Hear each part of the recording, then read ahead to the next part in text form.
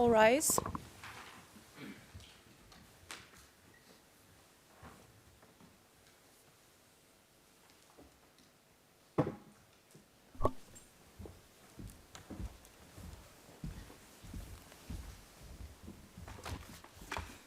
The Kosovo Specialist Chambers is now in session.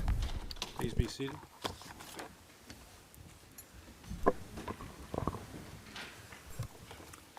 Good morning, everyone.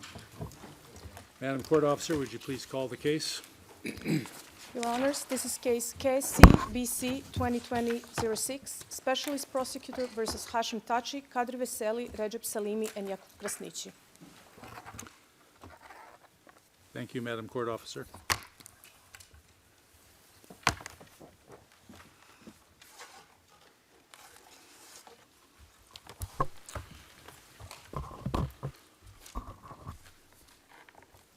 Now I remind the parties and participants that introductions will not occur regularly as we stated the last time. Just let the panel know by standing if you have a new member you would like to be recognized. By that I mean co-counsel. Your support staff is for you to manage. Nobody's standing. I also note that the four accused are present in the courtroom today. As for today's session, we will take a break around 11 a.m. We will resume at 11:30 a.m. and continue to 1 p.m. when we will break for lunch. We will then resume at 2:30 p.m. and continue until 4. We hope that it will not be necessary to go beyond the 4 p.m. Deadline, and therefore we ask all parties and participants to ensure that their submissions are short and focused as possible. As you all know, on 19 of January 2023, this panel scheduled the SPO preparation conference for today, February 15th. A written agenda was circulated on January 26th. And as indicated in the agenda, the panel will, among others, seek answers from the SPO to the matters articulated in paragraphs 1 through 5 of Rule 18, and we will turn to those matters now. Before we get to any questions, I would like to make a few comments regarding the size and structure of the SPO's case. I recall that since our first conference in December, we have been asking the SPO to take a hard look at reducing the size of its case.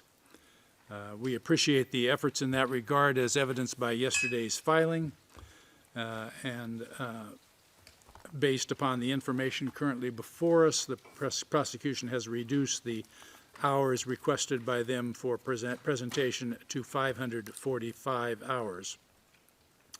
The panel does stress once again the importance of limiting unnecessary or duplicative witnesses and exhibits. Corroborating witnesses should be called only when the facts and circumstances justifying corroboration are important to the SPO case, and documentary evidence should have a direct connection to the allegations and not be tendered to enhance the context or to explain the general environment.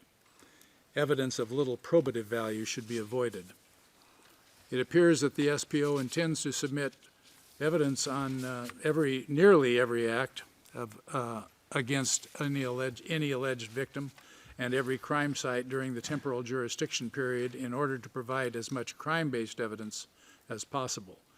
And without minimizing the serious nature of such allegations, we note that a strategy that seeks to lead evidence on each of such acts or sites is one that will take a vast amount of time and might unnecessarily not bear on the success or otherwise of your case. We also note that the defense pretrial briefs do not appear to take issue with many of the alleged incidents. A representative group which adequately illustrates a particular class of acts, crimes charged, their classification, scale, nature, places where they occurred, and the victims of the crimes, the perpetrators, and their alleged connection to the accused might be equally or more effective and certainly a great deal shorter. Any attempt on the part of the SPO to be exhaustive is, in our views, bound to exceed the time frame reasonable for the prosecution of such a case. We do, however, once again acknowledge the efforts of the prosecution in eliminating one of the alleged crime sites, and we would urge you to continue to review those sites for further reduction. And I would like to reiterate a comment made at the trial prep conference concerning the structure of the SPO's case. We have repeatedly stated that it is not only desirable, but in our opinion necessary that evidence of, for example, the chain of command of the KLA, if that is to be presented in a structured, coherent, and logical manner. We sought clarifications from the SPO, and we were not fully satisfied with the result of those inquiries. We continue to advocate for such an approach. While we reiterate that the manner of presentation is primarily the responsibility of the calling party, the panel does remain concerned and will remain concerned throughout this trial. Therefore, we ask the following to be considered by the SPO, and note that perhaps the panel will issue an order on this. I think we'll start out with a request. When a witness is called by the SPO to give evidence in whole or in part about the functioning of the KLA chain of command, the SPO will be expected to prepare, for the purpose of streamlining the evidence in question, visual aids or charts that provide a clear and detailed understanding of its case in relation to the part or parts of the chain of command in relation to which the witness is expected to testify. These charts or visual aids are intended to assist the panel, the defense, and the participants in understanding the evidence that is to be given and to place it in the proper context. Such charts or visual aids should, to the extent possible, contain information regarding the relevant military units, structures, and associated entities, the operational zones, the special units, the military police, etc., as far as relevant to the evidence of a proposed witness. The SPO shall also consider using maps and other visual aids to help identify physical locations relevant to its case and to contextualize these as far as necessary. The SPO shall provide a copy of any such chart or visual aid to the panel, the defense, and victims' counsel no later than 24 hours prior to the commencement of the evidence of a witness. The prosecution may decide which witness warrants the production of such a document. Now, we now ask for submissions from the parties and the victims' counsel on that issue. Perhaps the SPO has already developed such visual aids or is in the process, so if that is the case, we are grateful. Mr. Prosecutor, is that assistance something that you can provide, and are you in fact preparing it? Your Honor, it is assistance that we can provide. If our opening statement visual aids overlap with what Your Honors were contemplating, so we think we can modify it to accommodate exactly what you just said. Any comment, Mr. Kehoe? No, Your Honor, thank you. Okay. Mr. Emerson, nothing? Mr. Roberts? Very briefly, Your Honor, would it be possible to have them a bit more than 24 hours in advance? Because if there's any issues from prior experience, there can be issues with how things are represented, and it may be more efficient to deal with questions before we get into court and take up court time. I'm going to leave that to you to discuss with the prosecution, and if you cannot come to a reasonable conclusion, let me know. Thank you, Your Honor. And go ahead. Nothing further, thank you. Thank you.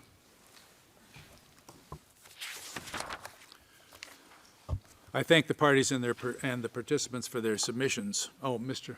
Laws, I'm sorry. All right. Now as to the options available to the panel under paragraph 1 of Rule 118. It's quite clear that the panel has the authority to inter alia limit the number of witnesses, limit the time available to the prosecutor to present its evidence, shorten the length of the direct examination, and or invite the SPO to restrict the number of crime sites or crimes alleged. However, it is the panel's intention at this stage of the proceedings to trust the prosecution and to allow it to run its own case as it sees fit, and therefore to be responsible for decisions on the structure of the case at this time. The panel reserves the right to intervene where necessary to ensure the fairness, expeditiousness, or good order of the proceedings. But once again, we acknowledge recent efforts as outlined in your recent filings, and we urge you to continue to consider streamlining your case. A similar approach will be applied to the defense case or cases, if any, is presented. The panel will regularly monitor the progress of the SPO case and later on the defense case, if necessary, in light of the estimates it has already provided to determine if some more limiting action is required by the panel, and it will take such action as it deems necessary. The panel will also review on an ongoing basis the need to call each and every listed witness and/or exhibit. The panel also expects that as soon as the SPO has formed the view that it will not call a witness and/or use certain exhibits, the SPO will give notice to the panel and the parties and participants of this. Is that clear, Mr. Prosecutor? Understood. Thank you. Now, as to the total time allocated to the SPO to present its evidence, I should note that the schedule we have provided to the parties and participants totals a bit less than 600 hours in the first year of trial. We will get to the sitting schedule later in more detail. But for now, I would like to ask the SPO some questions regarding the size of its case. They will be short questions. You can just remain standing, whoever's going to answer it. Let me start with a few questions on the witnesses. At the present time, based upon yesterday's filing, you're at 312 witnesses. That's correct, Your Honor. Is that correct? And that is different than what you previously filed, a reduction of some 11 witnesses, I believe. Is that correct? That's correct, Your Honor. Are you considering dropping any other witnesses at this time? As we've previously said, this is an ongoing process, and we absolutely intend to continue this review. We think the review will change nature as the trial gets underway and evidence is introduced. So we're committed to doing that.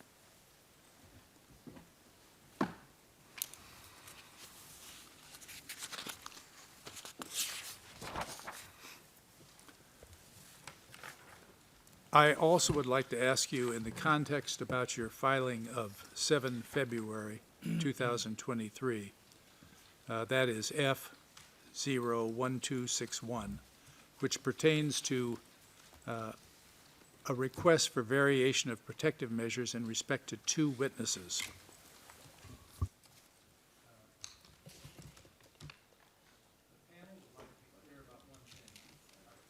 The panel would like to be clear about one thing. Are you saying that unless the request for variation of the protective measures is granted, the 2 witnesses are not prepared to testify?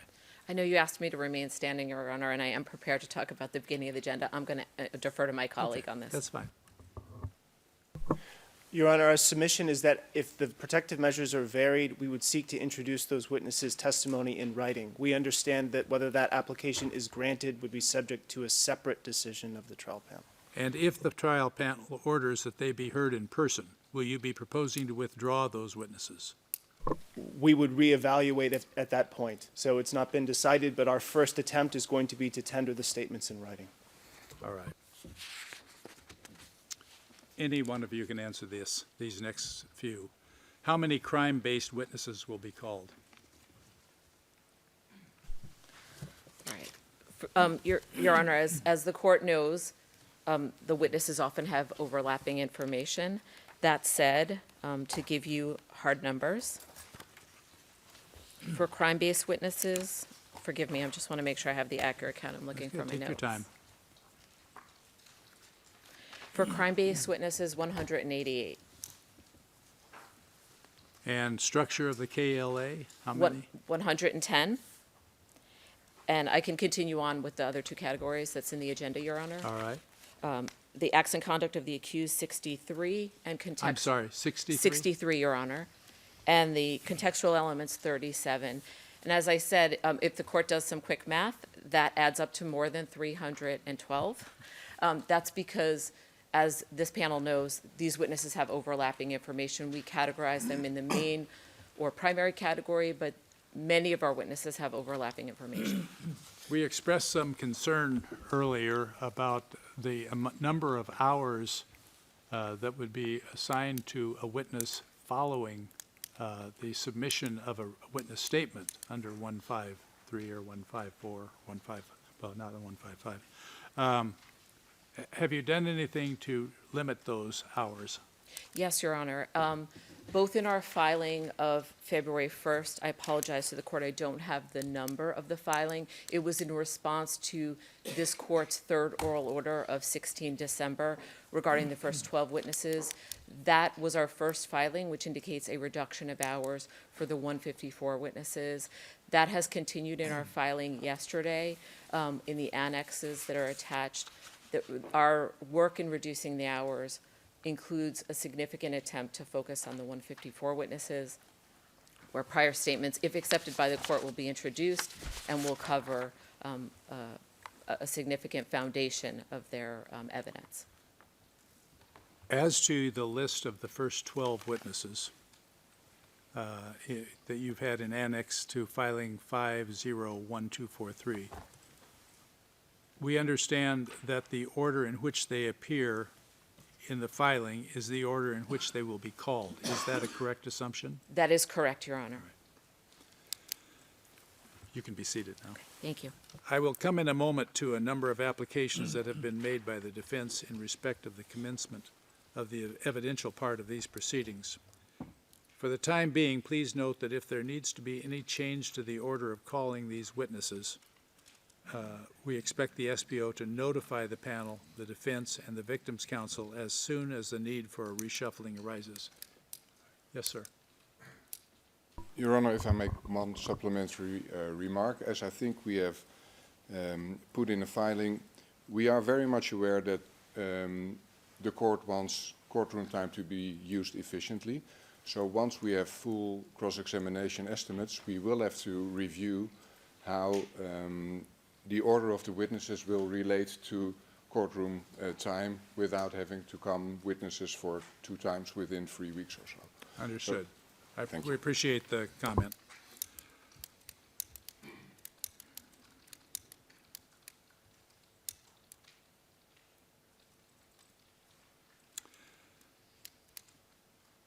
Let me continue with a few questions on the number of charges and crime sites, and one question on exhibits. Does the SPO intend to reduce or narrow the number of charges in the indictment at this time? No, Your Honor. Okay, and you understand that you were invited to do so, as 118 shows. We do, and we very much appreciate the court's context and framework at the beginning of this morning's session.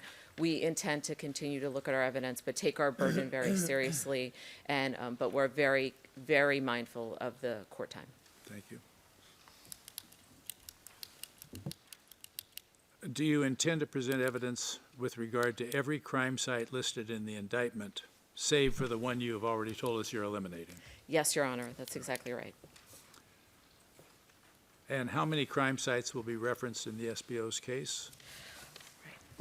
That requires a little bit more math, Your Honor, so let me get my notes. There are, as the court knows from the schedules attached to the indictment, Schedule A, which relates to detentions in counts 2 through 7, a total of 42, including the filing that we made yesterday with the one location. It's a total of 42 locations within 17 municipalities. On detention alone? On detention, that's correct, Your Honor. Regarding counts 8 and 9, Schedule B lists 22 locations within 15 municipalities, and also incorporates in paragraph 138 of the indictment, Schedule A, and as listed in that paragraph, killings in connection with withdrawals from sites in the face of offensive by FRI forces.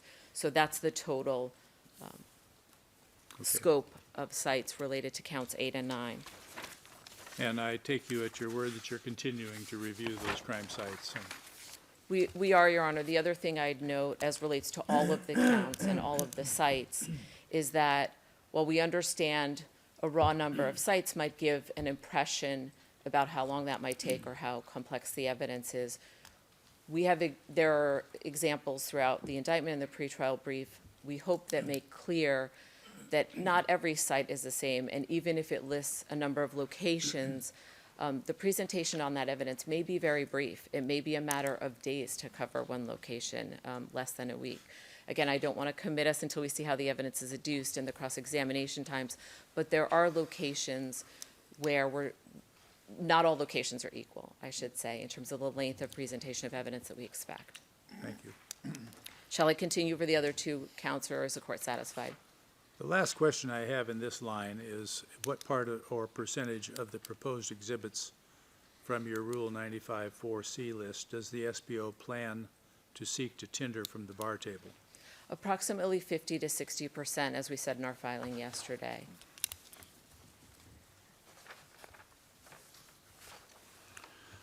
Thank you. I'm now going to hand over to Judge Gaynor, who has some further questions for the SPO. Judge Gaynor. Thank you, Judge Smith. I have three questions for the SPO concerning the duration of the SPO case. I'll read them all at once, and then I'll give the parties an opportunity to comment. First of all, what are the factors the panel should take into account if it chooses to exercise its discretion under Rule 118 1D to determine the time available to the specialist prosecutor for presenting evidence?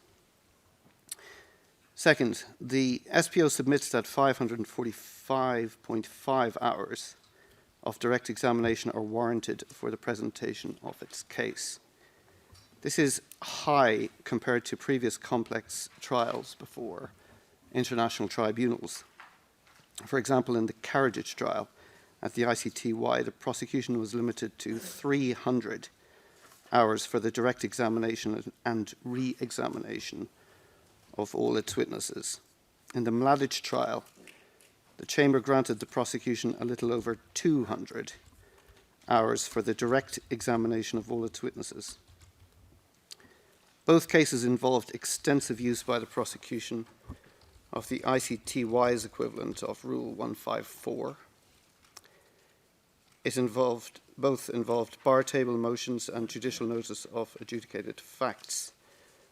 Both cases involved indictments which contained allegations which are considerably broader in temporal, territorial, and substantive scope than the indictment in the present case. The question is this: what is it about the present case that warrants 545 hours for the direct examination of all SPO witnesses? The second question concerns the panel's obligation under Rule 118.5 to set a target date for the closing of the specialist prosecutor's case. The SPO has estimated that its case may conclude at the end of 2024, though it may continue into 2025. Has the SPO fully taken into account the obligation on the panel to ensure that the defense is given a fair opportunity to cross-examine, which includes the right of the cross-examining party under Rule 143.3 to elicit evidence relevant to the case of the cross-examining party? So we'll start with the SPO, please.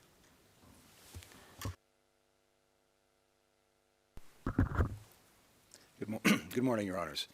Well, first of all, I appreciate the opportunity to address the first two questions raised by Your Honor, in part because I think there was a time when I myself might have framed such a question in a similar manner myself, relatively rhetorically. And so I was obliged to go back to the ICTY jurisprudence and other institutions to respond to that question as objectively as possible. And so I want to address both the utility of the Karadzic and Mladic and ICTY cases as comparative measures for the size of this case, and also the standards that should be applied when the court exercises or chooses to determine whether to exercise its discretion to limit the case. And the answer to the first is essentially that the Karadzic and Mladic cases, for reasons arising from the very nature of those cases and the nature of the institution and the stage of development of the institution at the time those cases were tried, will not be a reliable measure of the time that should be allocated for a case of this type, and I'll illustrate that in a few ways. So, but I wanted to foreshadow the essential argument. So first of all, with respect to the particular circumstances of the case, Your Honors will be aware that in those cases there was, for example, a vast amount of contemporaneous, meticulously recorded documentary evidence and such, and I'm talking about assembly sessions, government sessions, presidency sessions, daily combat reports, directives, orders, on and on, that reduce the need for reliance on individual witnesses. In addition, you had the fact that, in a relatively paradoxical way, witnesses were scattered around the globe by the very crimes which gave rise to these cases, or had been interviewed in circumstances where they were otherwise free of fear and intimidation, and there was a vast array of witnesses from whom to choose. And they were testifying about and talking about crimes of such a scale that it wasn't pieced together witness by witness, but most individual crime-based witnesses, in fact, not to mention other witnesses, were in a position to give evidence about a wide range of crimes. In addition, you had a large number, over a long period of time, of internationals, both the diplomats and media figures, who were particularly positioned to give evidence about both crimes of long duration and command and control in very insightful ways, in a manner that is not necessarily replicated here. Now, I'm not suggesting that none of those factors exist here. For example,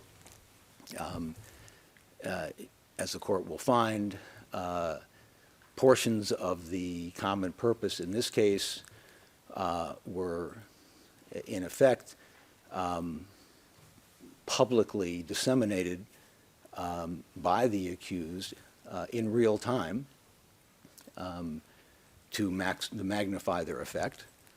And you'll also find that there are materials which were seized from the residences of the accused of considerable value to this case too, but nevertheless the scale is considerably and meaningfully different.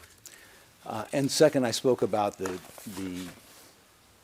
development and refinement and evolution of the institution.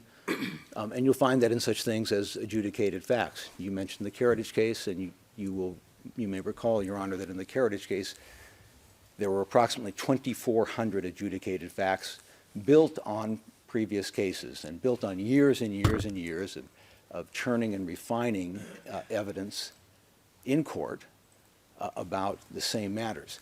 Now, even if one posits that you could adduce adjudicated facts at the rate of, let's say, 1 every 12 minutes from a witness, which I think is clearly excessive, that would translate into roughly about 600 hours, or every 15 minutes, let's say. And I mention that because it shows the difference in these sorts of cases. I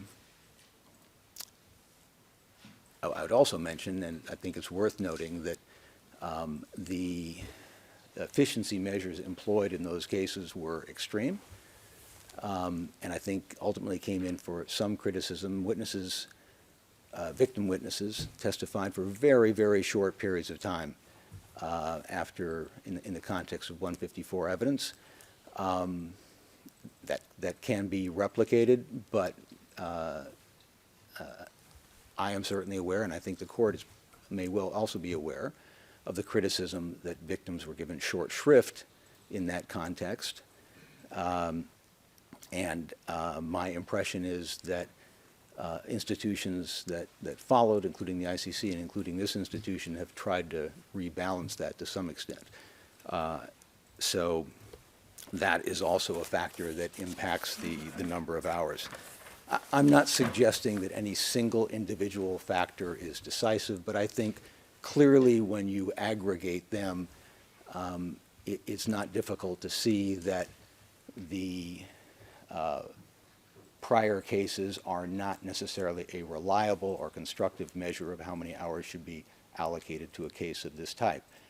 And indeed, if part of my submission is accurate, that is that institutions that have focused on the same type of cases over and over again achieve a certain level of efficiency that institutions that deal with fresh cases cannot achieve, then one might suggest that at the ICC, which is the latter type of institution I would submit, you would see numbers that more closely resemble the ones we have submitted. And I've looked at those cases, and indeed that seems to be the case. In just a handful of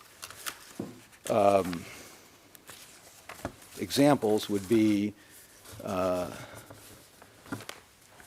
Ntaganda, you have 281 hours for 87 witnesses. Ongwen, 400 hours for 120 witnesses. Nagasona, 400 hours for 152 witnesses.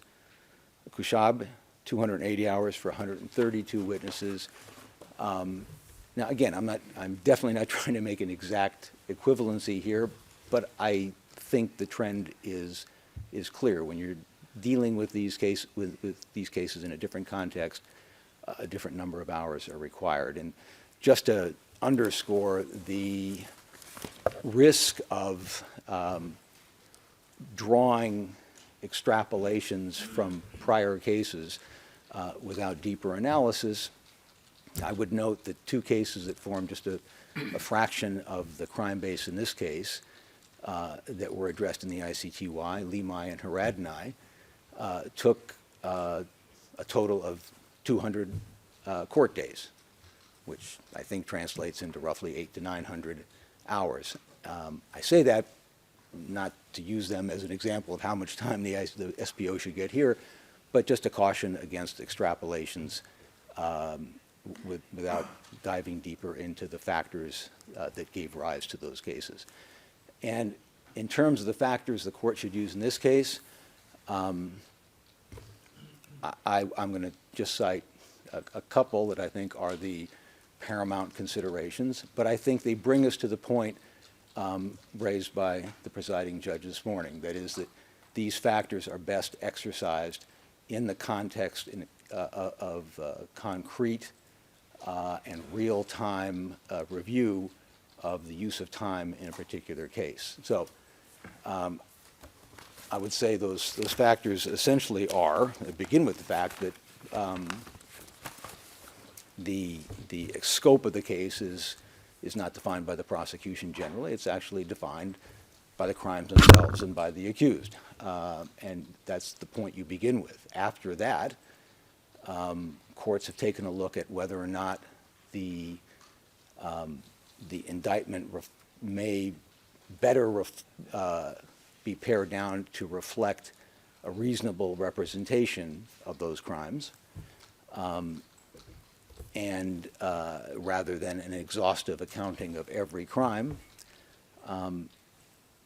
Now that's true for large-scale cases, and the court will recall that the Karadzic case was reduced to some extent on that basis. But the prosecution has not attempted here to enumerate crime-based sites for the purpose of an exhaustive accounting of everything that happened during the indictment period.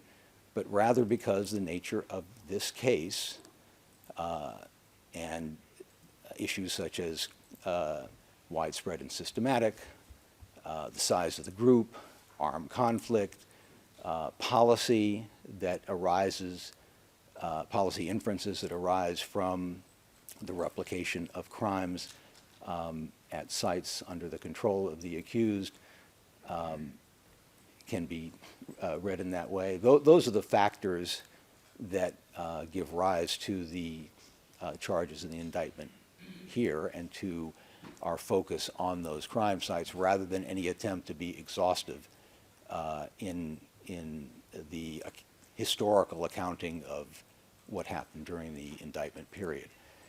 And once you're past that point, I think the standards to be applied are essentially the ones that have been articulated in court here, whether the obligation to ensure a fair and expeditious trial. And a fair trial means the opportunity for both sides to present their case. It definitely means the opportunity for the prosecution to present its case, and case after case has repeated that. And expeditious means is the trial proceeding in a way that focuses on the evidence needed to establish the charges and nothing more. So it refers to selection, not selecting an extraordinary number of redundant witnesses, and not selecting witnesses who speak to issues that don't arise from the indictment or are not relevant to the case, and the time used in this case. And that, as I think the court addressed before, is a matter most effectively and constructively addressed in a real-time basis as the case unfolds. And just on the third question, the estimate of the end of 2024, early 2025, my question was, does that fully take into account the panel's obligation to ensure that the defence has a fair opportunity to cross-examine, including the right of the cross-examining party to elicit evidence relevant to its own case?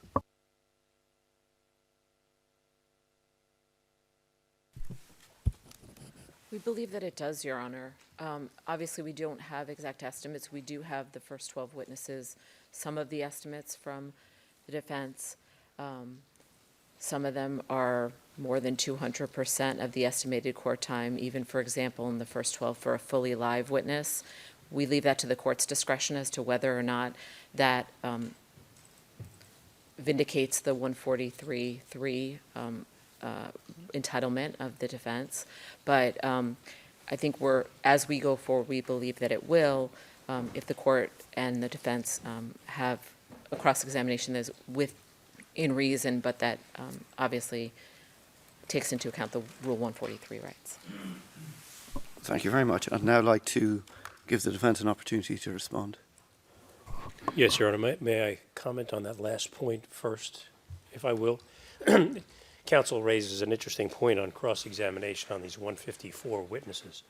As Your Honor knows, our prior collective experience has been that you had a witness statement, maybe 20, 25 pages with possibly 30 to 40 paragraphs, and we would all collectively go through those statements and say, well, we object to such and such a line on paragraph 37 as not pertinent, and such a line or paragraph 24.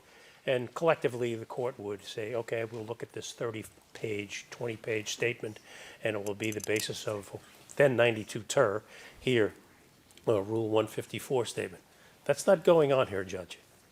We have thousands of pages of testimony, even that the first witness, heaven knows how much testimony, on a myriad of issues. And they want to include all of that information in there about information that the person may have learned from second and third parties.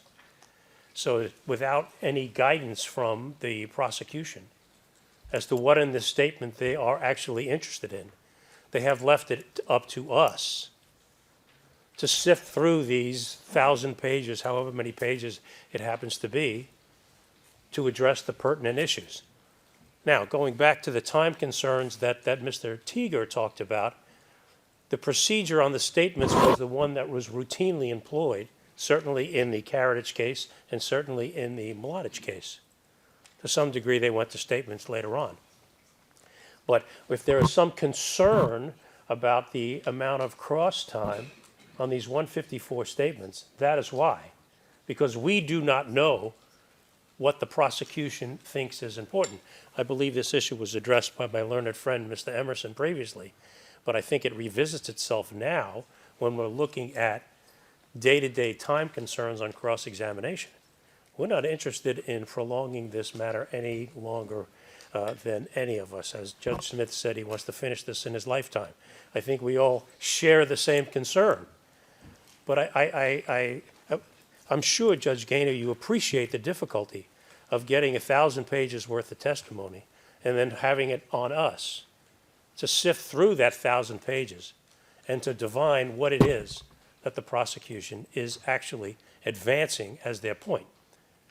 Because the way it is now, what they are doing is, or what they want to do, is take all of these sworn testimonies in a myriad of different places, place them in the record, and then when we come to the final pretrial brief, we'll pluck this fact from here, and this fact from here, and this fact from here, and you, defense, don't have anything to complain about. You had all this information.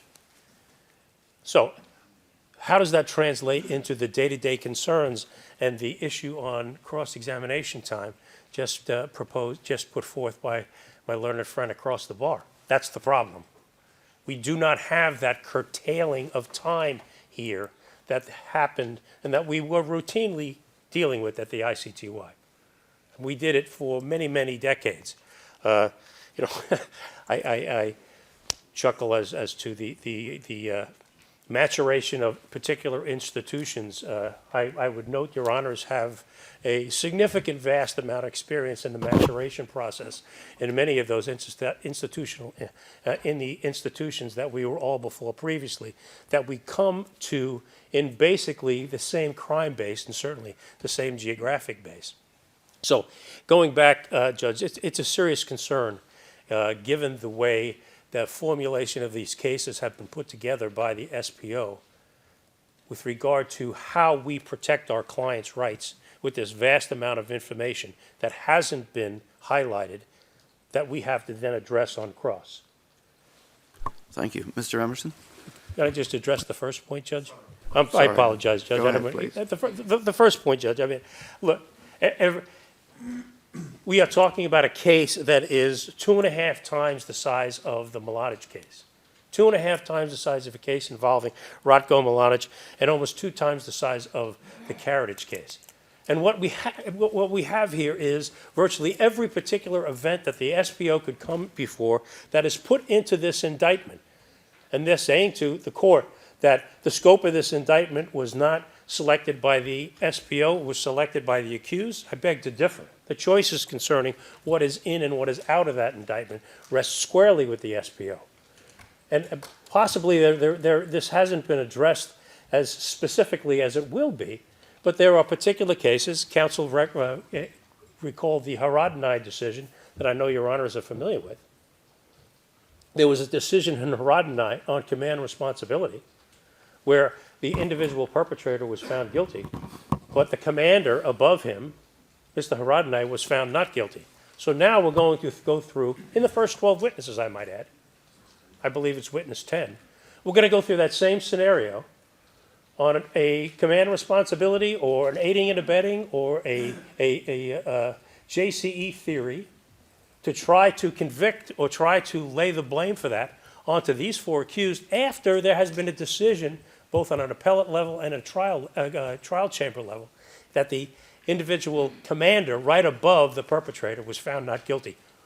The prosecutor is doing that all over again.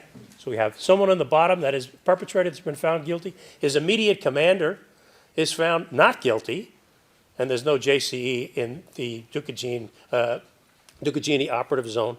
But now, after this person is found not guilty, we're going above him to try to absorb these 4 gentlemen into that case. There's a lot of that going on here. That's what that is going to protract this matter significantly.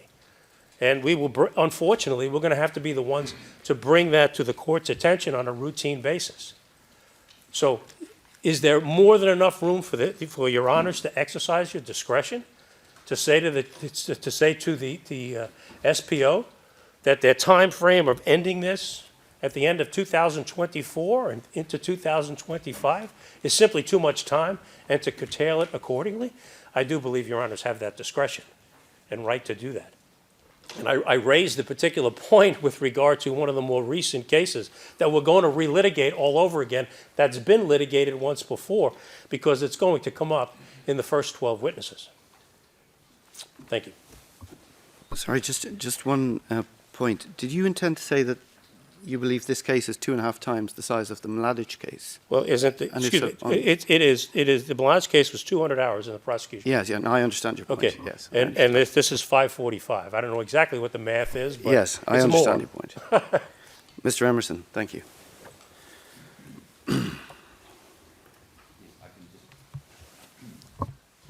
I can just make 3 short points, if I may. First of all, in the end, these are questions of judgment and feel for a very experienced trial panel, looking at the nature of the case that the prosecution is seeking to allege, and what is already known about the way the case is being structured and presented.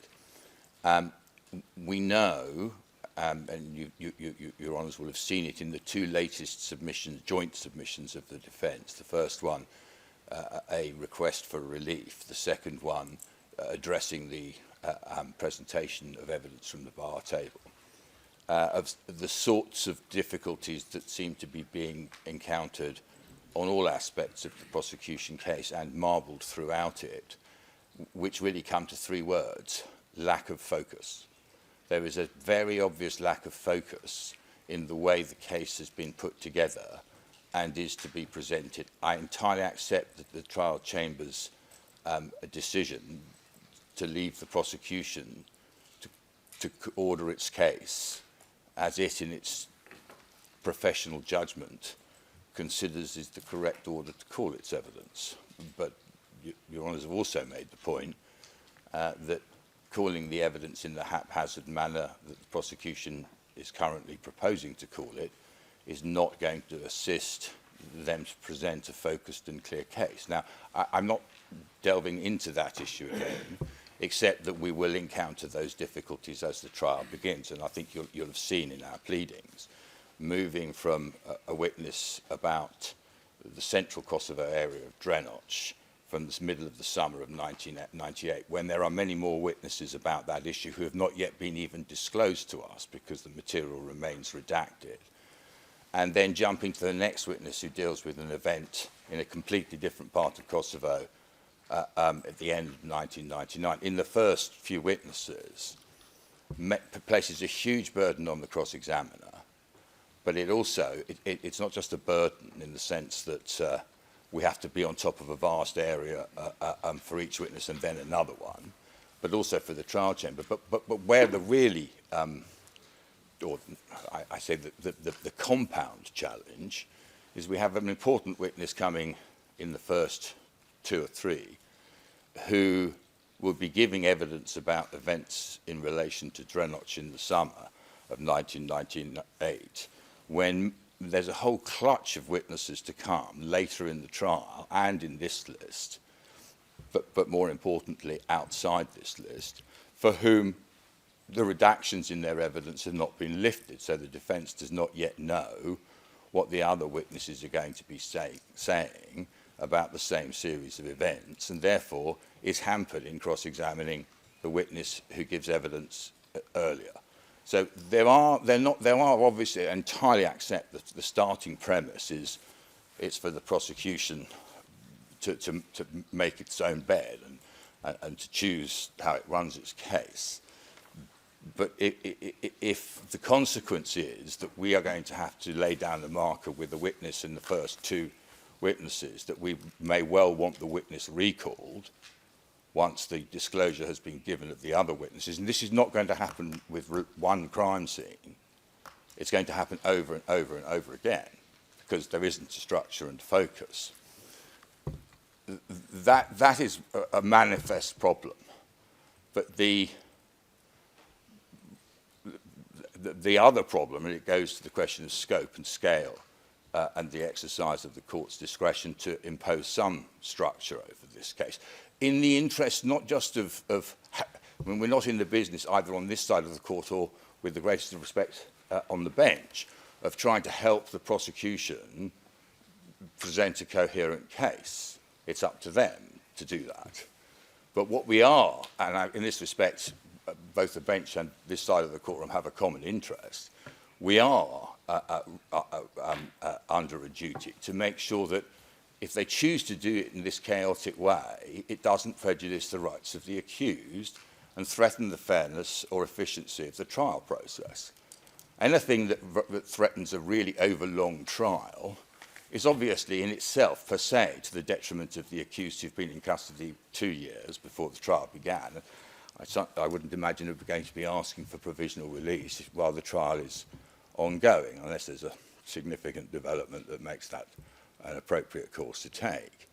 And so one of the things that the bench is going to be having in mind, no doubt in considering the exercise of its discretion and the factors involved, is that protracted delay is in itself an enemy of justice, and it's an enemy of clarity, and it's an enemy of the right of the accused not to be detained, especially in custody, or subject of a prosecution which is unreasonably prolonged.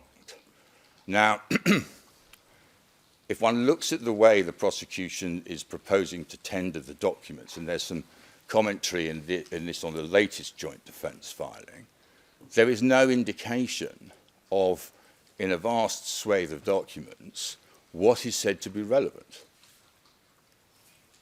So you have or even sometimes what passage in a series of ERN numbers is said to be probative of the prosecution's case. Put on top of that the fact that whereas in 92 TER cases in the ICTY, there would be a witness statement which presents that witness's evidence, they would then testify to say that they accepted it and maybe give a short summary of certain details, and would then be cross-examined by the defence. Here, you are getting 7, 8, 9, 10 hours of interview transcripts, all of which go in, all of which will inevitably contain duplication, qualification, lack of clarity, possibly contradiction, and all of this material, relevant or irrelevant, useful, clear or unclear, instead of it being filtered and finessed and put before us and before the trial chamber in a coherent and logical fashion, it's going to be shoveled into the trial chamber in the hope that the registry in preparing summaries for the bench of the evidence as what it shows and what it doesn't will do what should really be the prosecution's job for them.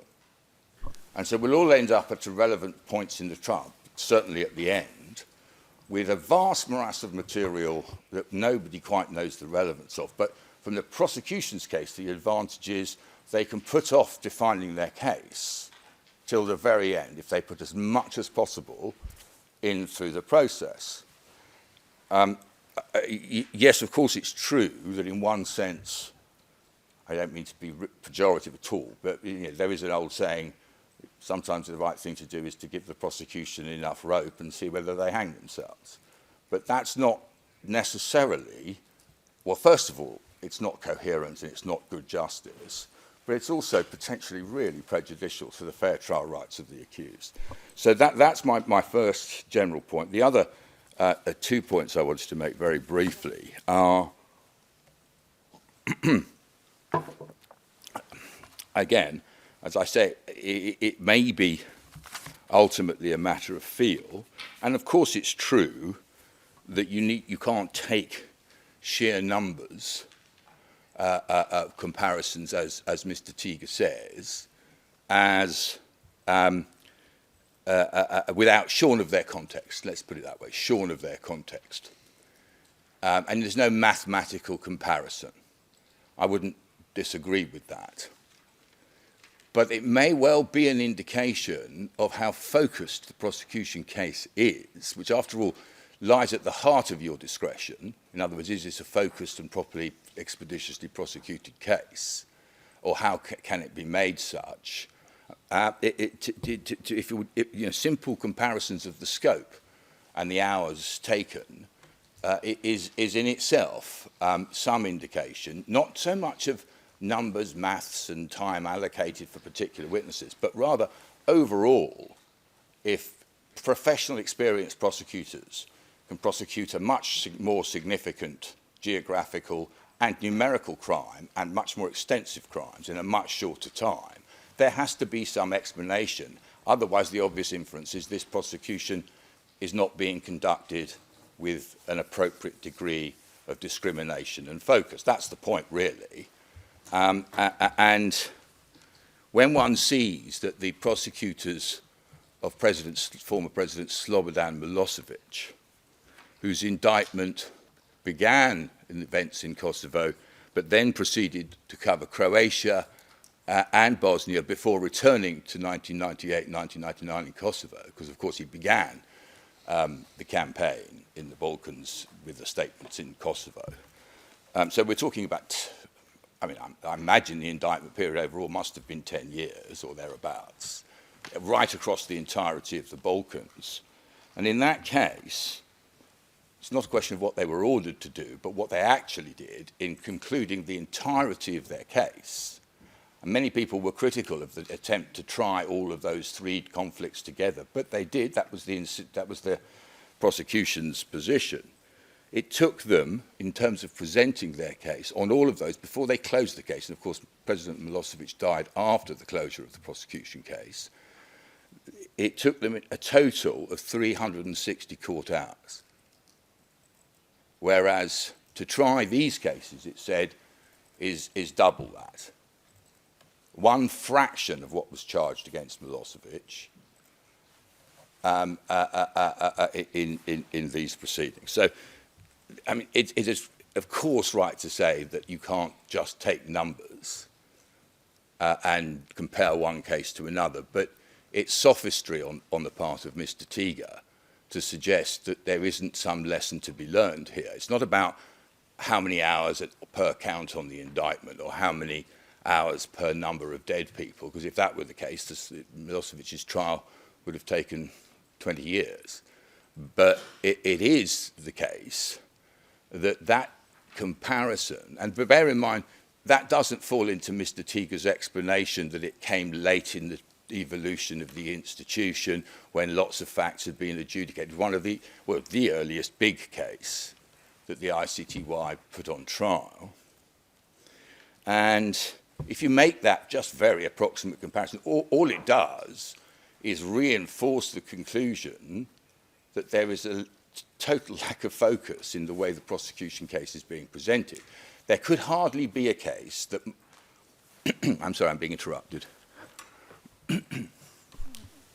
Yes, go ahead.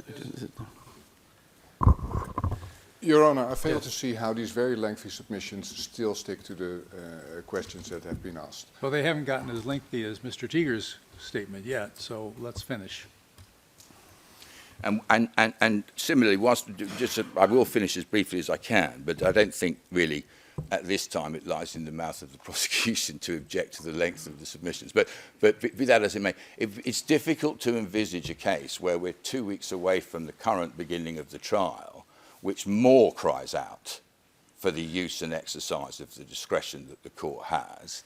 And it's not to tell the prosecution how they should be prosecuting. I'm sure we'd all have advice for them, but it's rather to say, this will not do. This is not the way the court can accept the prosecution to being handled. And when all of the explanations that are given to you by Mr. Tiga make no sense, aren't borne out by the facts, as I say, in the Milosevic case, it was right at the very beginning of the court's evolution in that regard. One then asks, what is the heart of what Mr. Tiga said to you? The heart of what he said to you is it's very different prosecuting the Serbian defendants because they were a real army. They had documents, they had command structures, they had daily reporting. The people at the top were clearly in control of the people at the bottom. What we have Sorry, Mr. Emerson, we have received your recent applications on a number of issues. Right now, we really are focused on the question of the duration yes, of and the I'm prosecution addressing case. Mr. Teager's explanation to you of why, I'll sit down just a second, of why this case is different. That was your first question.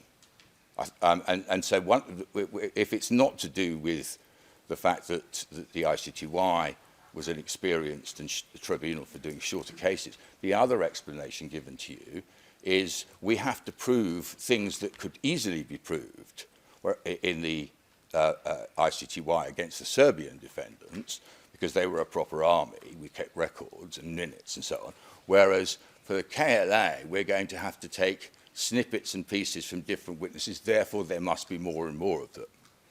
But really that is just to emphasise the approach that the prosecution is taking, which is to put everything into the central bundle and then hope to pick a piece of mosaic together at the end that might stand as something of a JCE when the material evidence, unlike the Serbian cases, says Mr. Tiga, isn't available. So whichever way you look at it, the amount of time that they're proposing to take is a reflection not so much of any legitimate difference between this case and another case as an inevitable consequence of the lack of focus that's being characterised every aspect of the way the prosecution has put the case together. Mr. Roberts, can you just focus on the issue right now which is under discussion, which is the expected duration of the SPO case? Thank you. Thank you, Your Honour. I'll be as brief as possible and obviously fully support what's already been said by my colleagues. It was quite heartening to hear Mr. Tiga suggest that the rights of the accused and the fairness of proceedings should be at the very heart, and that, in my submission, is exactly where Your Honour's discretion should be based on. Accused have rights. They're very clearly set out in Article 21. There are 4 rights that, in my view, should be taken into account primarily when making this assessment on the time. 21.4a, the right to be informed promptly and in detail of, in a language which he or she understands, of the nature and cause of the case. And in relation to recently unredacted indictment allegations, that's an issue and should be one taken into account by Your Honours in assessing the appropriate duration of the prosecution case. The right to have adequate time and facilities, also very relevant. The right to be tried within a reasonable time. And finally, the right to examine or have examined the witnesses against him or her. So in my submission, Your Honour, very, very briefly, that is the apex of your decision. That should be where you focus your discretion. In relation to Mr. Tiga's final point, the prosecution doesn't have, I would suggest, rights in the same way that an accused have rights. An accused has rights set out in the statute, in the law. The prosecution has the opportunity, the fair opportunity to present its case. But trying to draw some parallel or some equality between the two is not justified by the law, and it's not justified, I would submit, by the way that these proceedings should be determined. So that's all I have to say on this point. Thank you. Thank you. And Ms. Alejandra, do you have anything to say about the expected duration of the prosecution's case?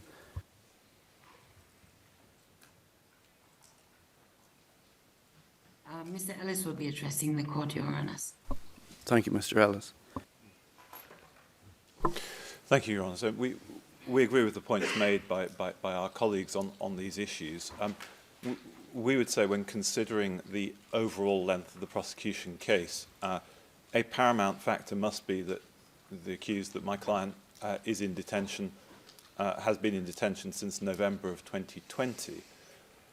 So to hear that the prosecution case will go on until early 2020, or could go into early 2025, of course after that would come no case to answer submissions and defence cases, and then of course time for Your Honours to consider judgment.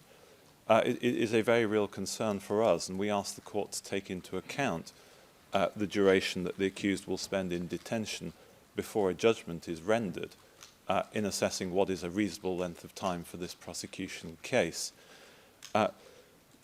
We agree, of course, with the submissions that are made previously that previous cases can't be definitive. They can nevertheless be a useful comparator for Your Honours exercising your years of experience of hearing similar cases.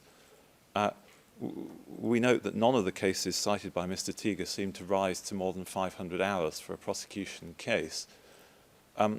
We are not the ICTY. We don't have years of previous judgments in that sense in this institution, but Your Honours do have the benefit of the experience gained from those cases and from that tradition. We're about to have applications for adjudicated facts. We've got an exhibit list proposed by the prosecution of, 18,000 documents. We certainly also, in this case, have international witnesses being called by the prosecution. In our submission, nothing in what is said by the prosecution justifies taking so very much longer than all of those previous cases. It's not just relatively paradoxical, as Mr. Teager said, to say that larger scale cases needed less time. It's simply wrong in our submission. And Your Honours, the other point I would make is that we would encourage Your Honours to address this point now or at an early stage, because the difficulty in this being approached on a rolling basis and in the prosecution later on dropping witnesses and cutting incidents or detention locations is that we'll be wasting time now in defence preparations on issues that may not ultimately be heard in court. So we would invite the court to take that into account. Thank you, Mr. Ellis. Mr. Laws, do you have any? Excuse me, Your Honor, just on the defense side, if I give you one further number. Counsel mentioned that the Milosevic case and the Karadzic case were quicker, if you will, because there had been adjudicated facts. I do recall specifically and personally that the Gotovina case was a case of first impression, and the prosecution was given 200 hours. Thank you. Mr. Laws? Oh, no, we've no submissions to make on this topic. Thank you. Thank you very much to all counsel. I'll refer to the presiding judge. Thank you. I will continue with one question, and I would like not only to hear from the SPO, but also from defense on the subject, if you wish. On November 18th, 2022, the SPO filed a list of points of agreement reached by the parties. That's filing F01114 with one confidential annex and one public annex. The defense teams filed a joint notice, joint defense notice related to WF01114 in F01116. Have there been any additional developments in connection with this subject? Yes, Your Honor. We continue to engage in inter-parties discussions. As recently as last week, on the 9th of February, we initiated contact with the defense counsel, specifically seeking to know if they, what the defense teams, if there are points of law from the confirmation of charges decision, if they agree with any points of law, and whether or not they agree to any relevant facts. And we are looking forward to their answer and to a discussion on that. When is the answer expected? I leave that to my colleagues across the aisle. You didn't set a time? We did not set a time, Your Honor.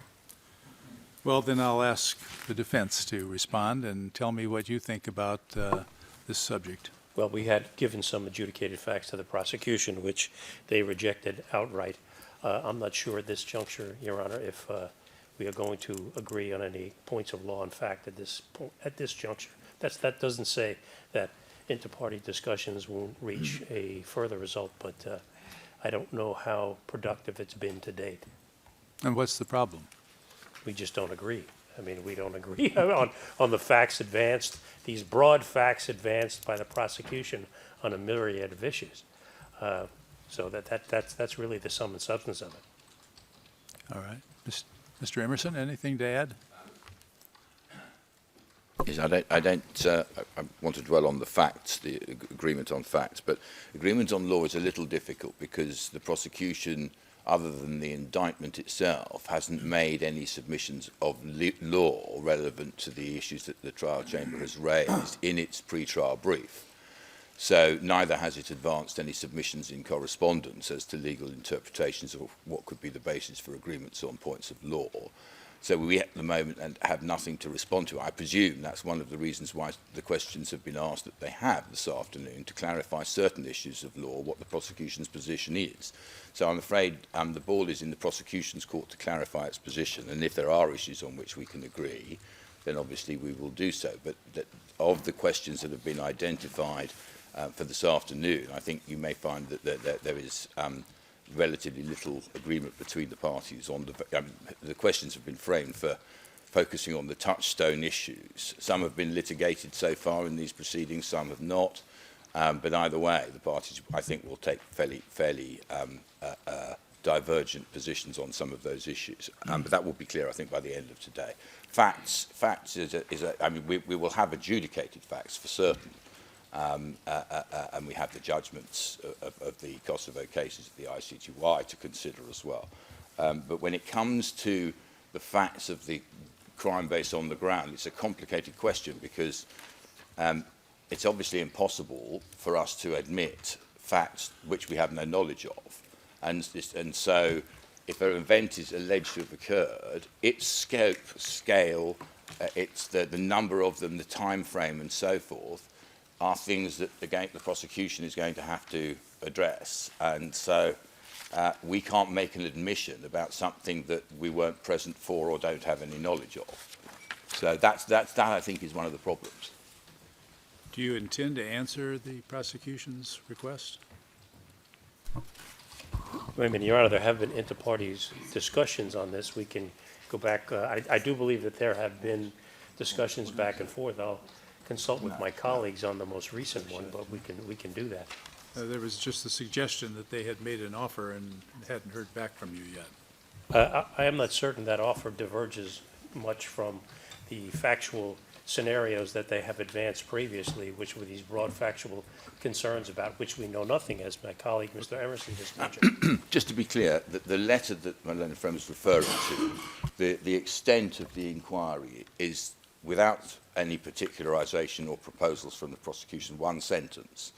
It says, what aspects of the pre-trial judge's confirmation decision, so right at the very beginning of the process, what aspects of the law in that confirmation decision do you, the defence, put forward as agreed positions on law? Which is, I certainly don't intend to answer that. Okay. Prosecution has to deal with that. Thank you, Mr. Emerson. Mr. Roberts, anything to add? Only that it would assist us if the prosecution would actually put forward, as Mr. Emerson has said, exactly what its position is, and until we receive that, there's not much we can do. Is the prosecution's position that the law as set out in the confirmation decision is correct and they will never seek to go beyond that? Then I would like that to be clarified. If they clarify that and it's straightforward for the defence as to what we might be agreeing to, then that's something we can entertain. But until we know exactly what they're putting forward, we are in a similar position as Mr. Kehoe and Mr. Emerson. Thank you. Maybe as we get into the other questions, the substantive questions, you'll be illuminated a little bit and we can start looking at things that you actually can agree upon. Mr. Ellis? I look forward to be illuminated, Your Honour, as we discuss it. Me too.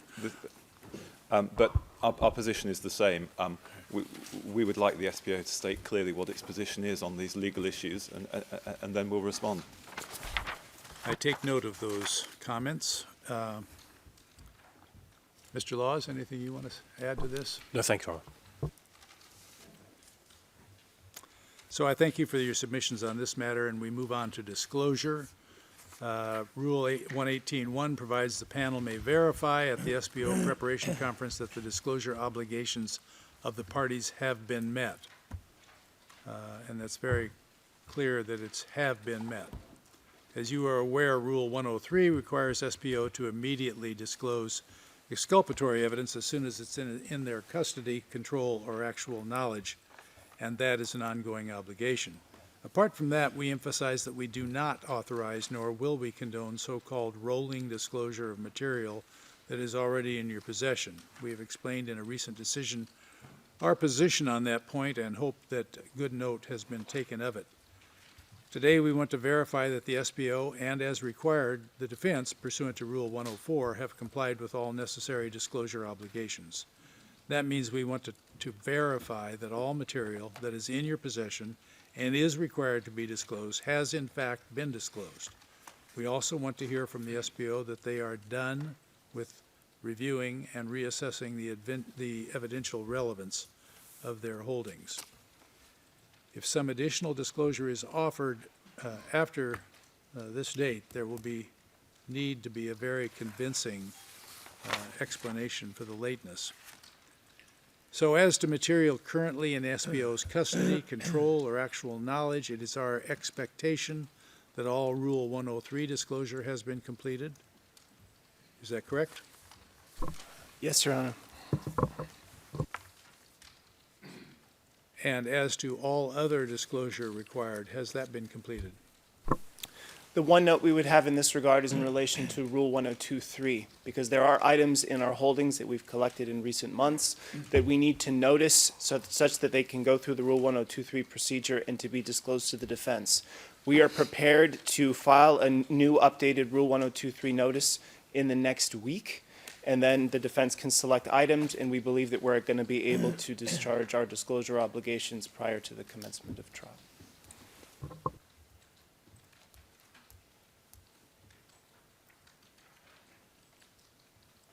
Let's hear from the defense on this subject.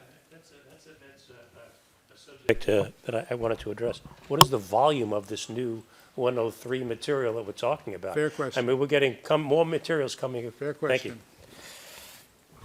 Right now, we're estimating about 700 items. There's another small set of items that we've identified that should have been on a previous Rule 102.3 notice, and we're just going to disclose those directly in the next week. But the next 102.3 notice, it's approximately 700.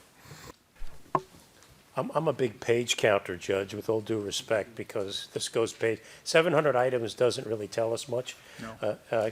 Could I ask Your Honor to inquire as to the pagination number? I don't have the number of pages to hand. What I can say is I think this notice is going to be ready for filing as early as Friday this week. And so it will be clear what the items are, and we can give a page count when filing. Let's just say that it will be Friday.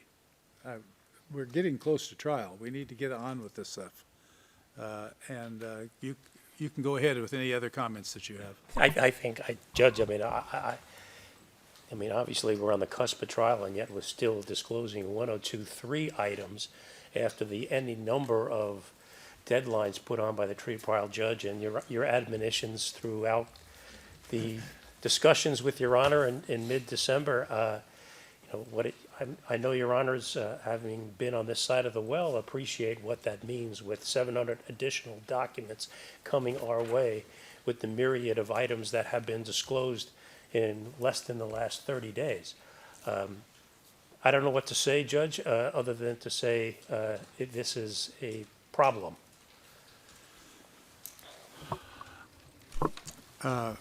Yes, it is. And we've acknowledged that already. Your Honor, could we briefly respond to that point before continuing? Yes.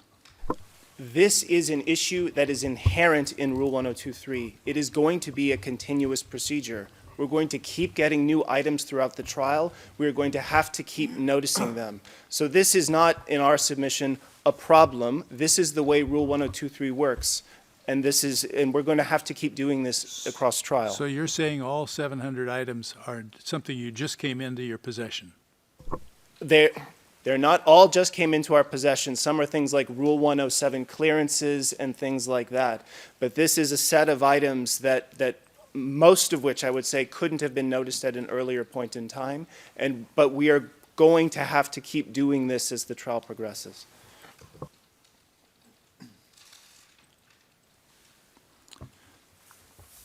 Mr. Emerson, do you wish to be heard? Not at this point. There may be submissions to be made at a later stage, but not at this point. All right. Mr. Roberts?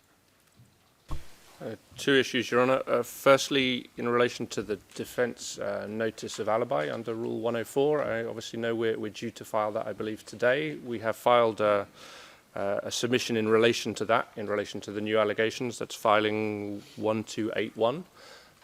So obviously, if no decision is issued on that, we will file a notice reserving our position while we get further information. We're obviously waiting for more clarity in relation to the specifics of the allegation from the prosecution pretrial brief, which you ordered to be disclosed, provided today, in an unredacted or lesser redacted format. So we're hopeful that we can get more information and provide more information to you. So that's the issue in relation to notice of alibi. The other question, and this was from the joint defence request in relation to the first prosecution bar table motion, that there were various disclosure issues in relation to the material that the prosecution is seeking to tender through the bar table, pursuant to different issues that are set out in detail in that motion. So there is, or there will be, some ongoing disclosure issues in relation to those documents. And obviously, given the volume of bar table motions that the prosecution has suggested it will be filing over the course of the trial, I think they suggested 50 to 60% of the documents.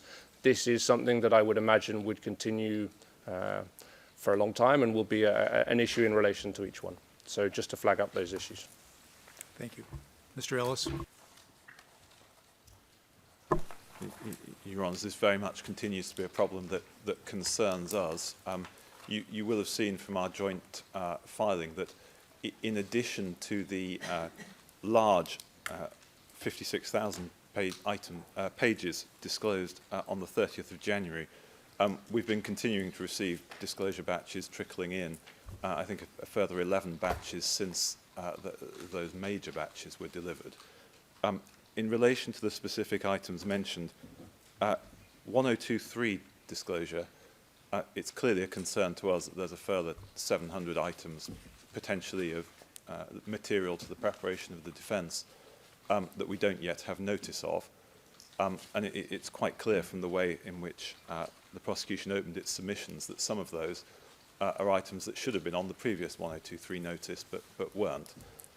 So once again, we're behind the game trying to catch up with disclosures that we should have had previously. In relation to 103 disclosure, we don't believe that we've had everything. We emailed the prosecution on the 7th of February with various requests. We haven't even had a response to that. So we will continue raising these matters. We don't think we've had everything yet. Thank you. I think it's quite true that you haven't got everything yet. The panel regards disclosure as a fundamental aspect of the requirement of fair trial in this case, and it is not a secondary duty of the SPO. Anything that's in your possession should have already been disclosed. There just isn't any excuse for that. Matters that arise out of nowhere and now are in your possession as of yesterday, I understand the need to give notice on that. So it's time to get the game together. You know, we're going to trial soon. So I thank you for your submissions. We will deal with this as best we can, as soon as we can. We are going to go into substantive questions now, and in paragraph 9 and 10 of the agenda, we indicated certain substantive matters on which we would like the parties' views. It goes without saying the panel is aware of all of the previous findings on these matters by the pretrial judge, the Court of Appeals panel, and/or the Constitutional Court panel.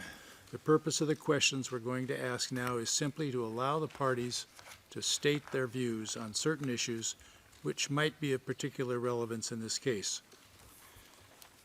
This said, we ask the parties to be brief in their submissions.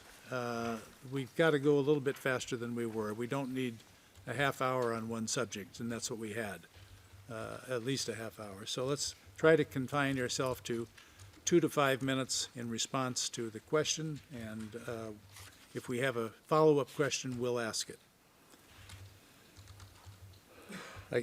Judge Barta will start. We're going to take a break in about 10 minutes, so he may begin with one question, and then we'll break, and then we'll come back and continue on, because he has several.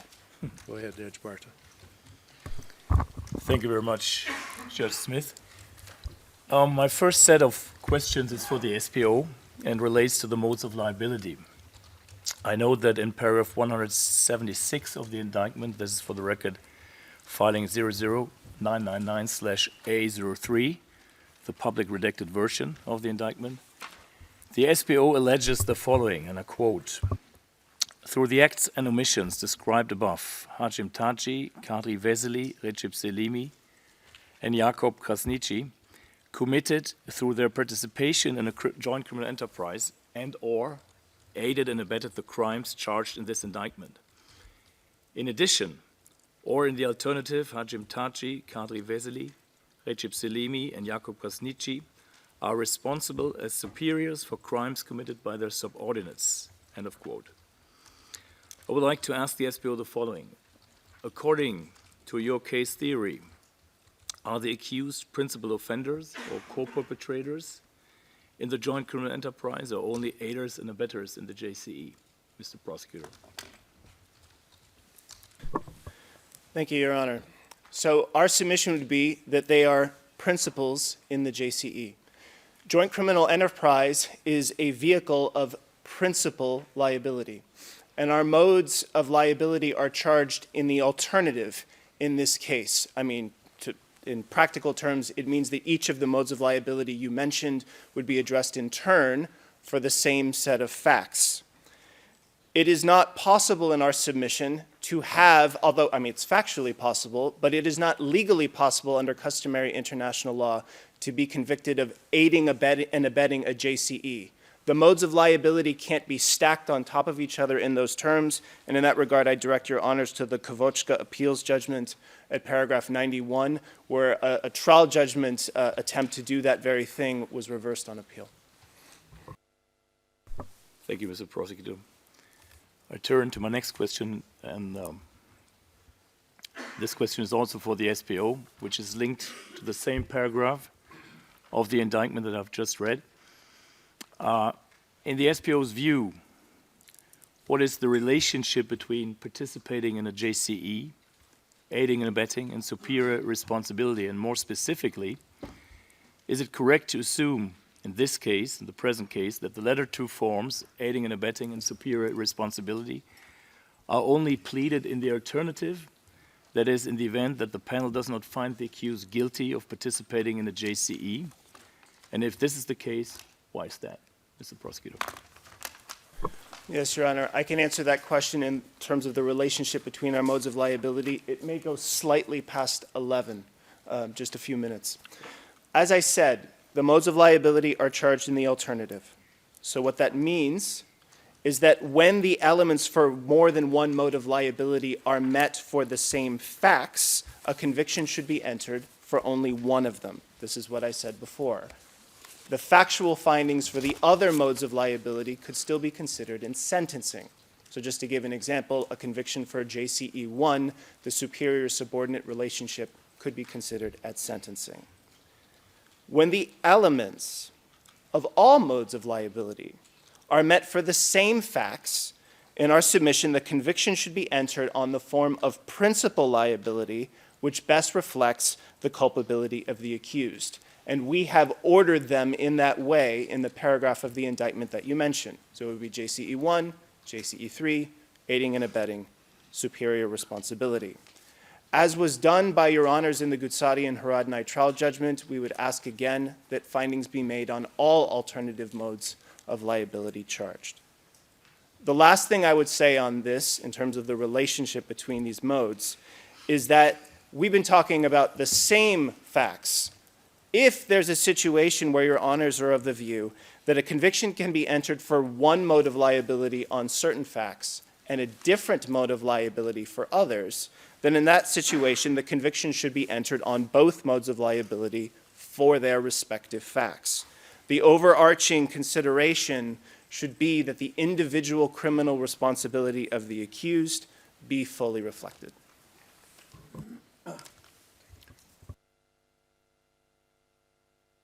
All right, we'll take a mid-morning break. Oh, if I could just bring one matter to the court's attention. Yes. On the proposed trial schedule, we did have conversations with the SPO during the break last night about a suggested schedule. Not that the court is bound by anything that the parties agreed to, of course, but I don't know if you want to address that now to consult about that or at some point. I've got a section for that. We'll come back to it. Thank you. Okay. So be back here at 11:30, and we will begin at that time. All rise.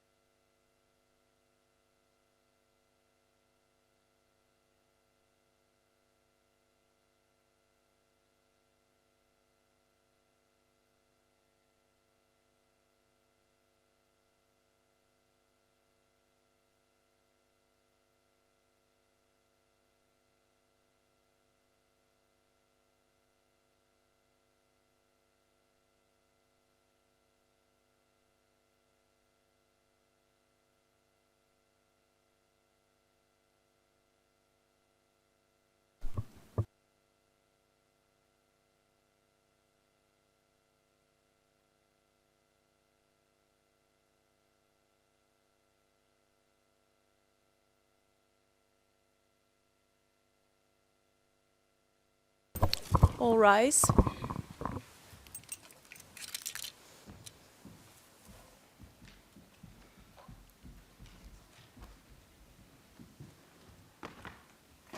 Be seated.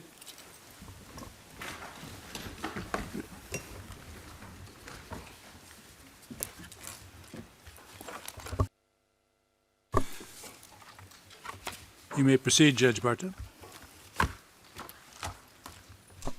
Thank you. Judge Smith. Just a second.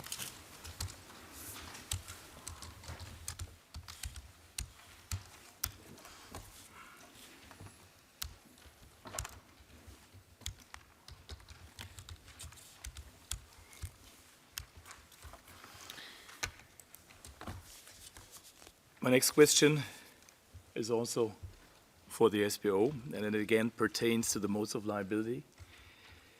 As set out in the indictment, Mr. Prosecutor, have you considered other alternative modes of liability in the present case, for example, JCE2 liability, or civil law concepts such as co-perpetration or indirect perpetration?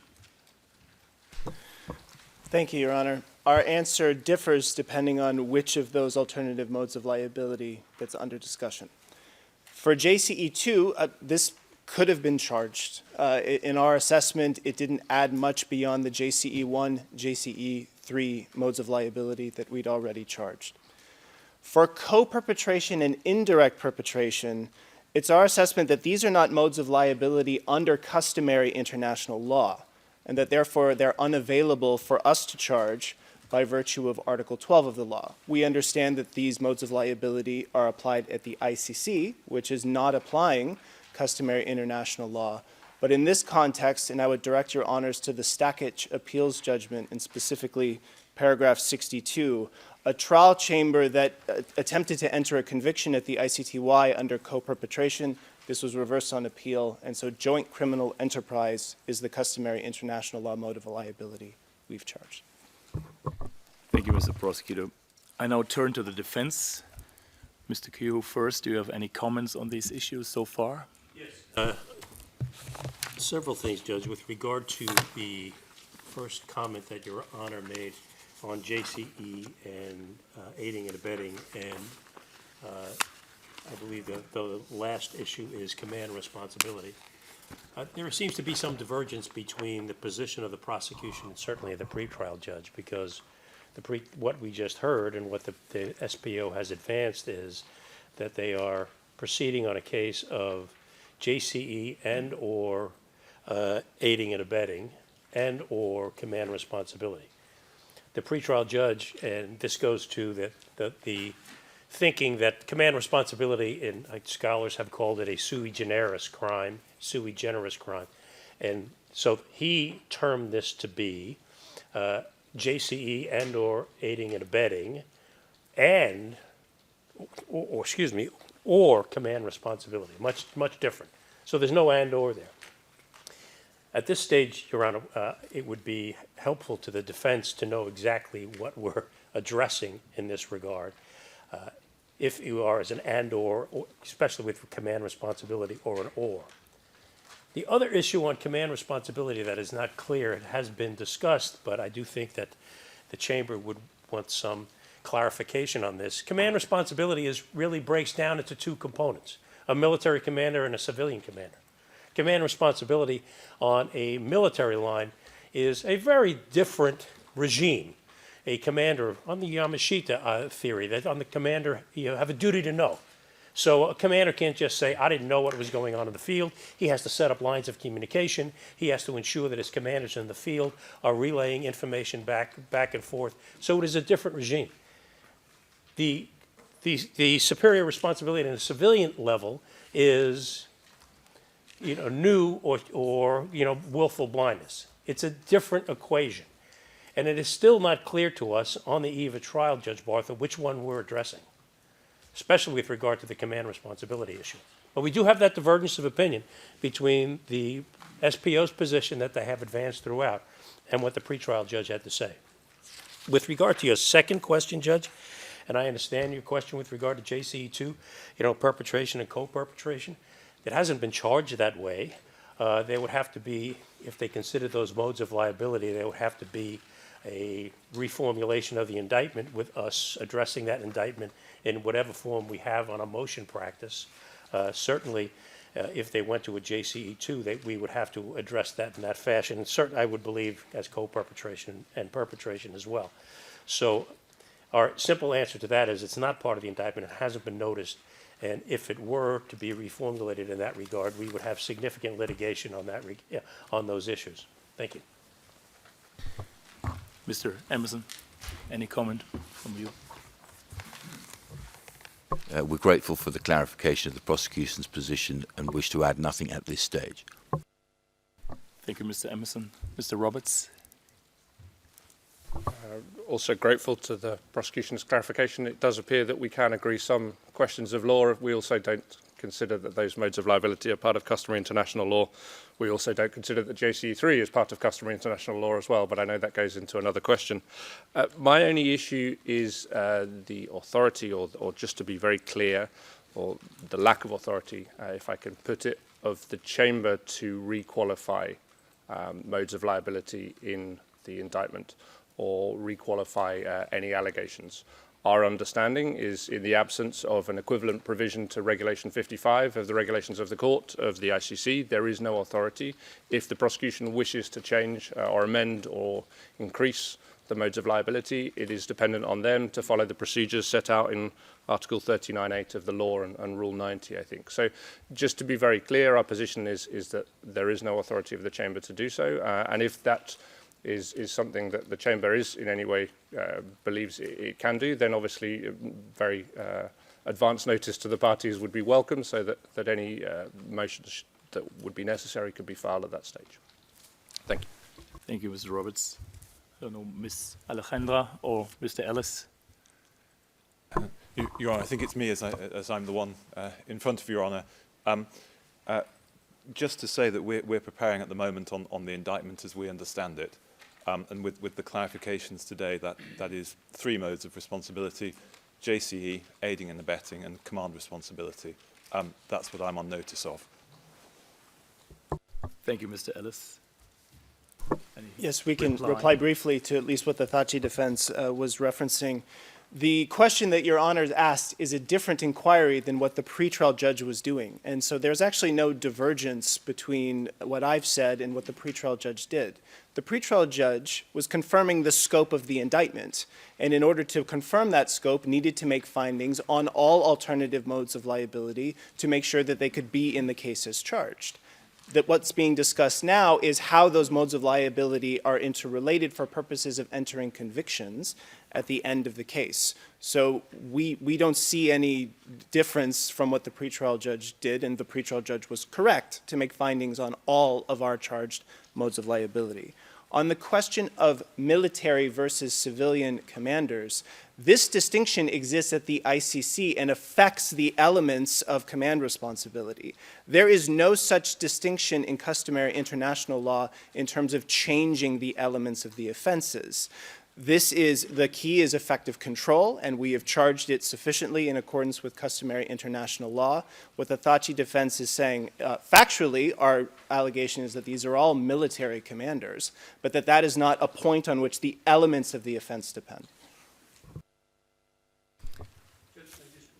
With regard to the first point noted by counsel on the divergence of opinion on the pretrial judge, if I may cite to Your Honor, to the pretrial judge's decision F00026. It's been a long time since we had 4 zeros in front of 2 numbers, but 00026, and in that particular provision, I think it's quite clear that there is a divergence of opinion between the SPO and what the pretrial judge saw this mode of liability.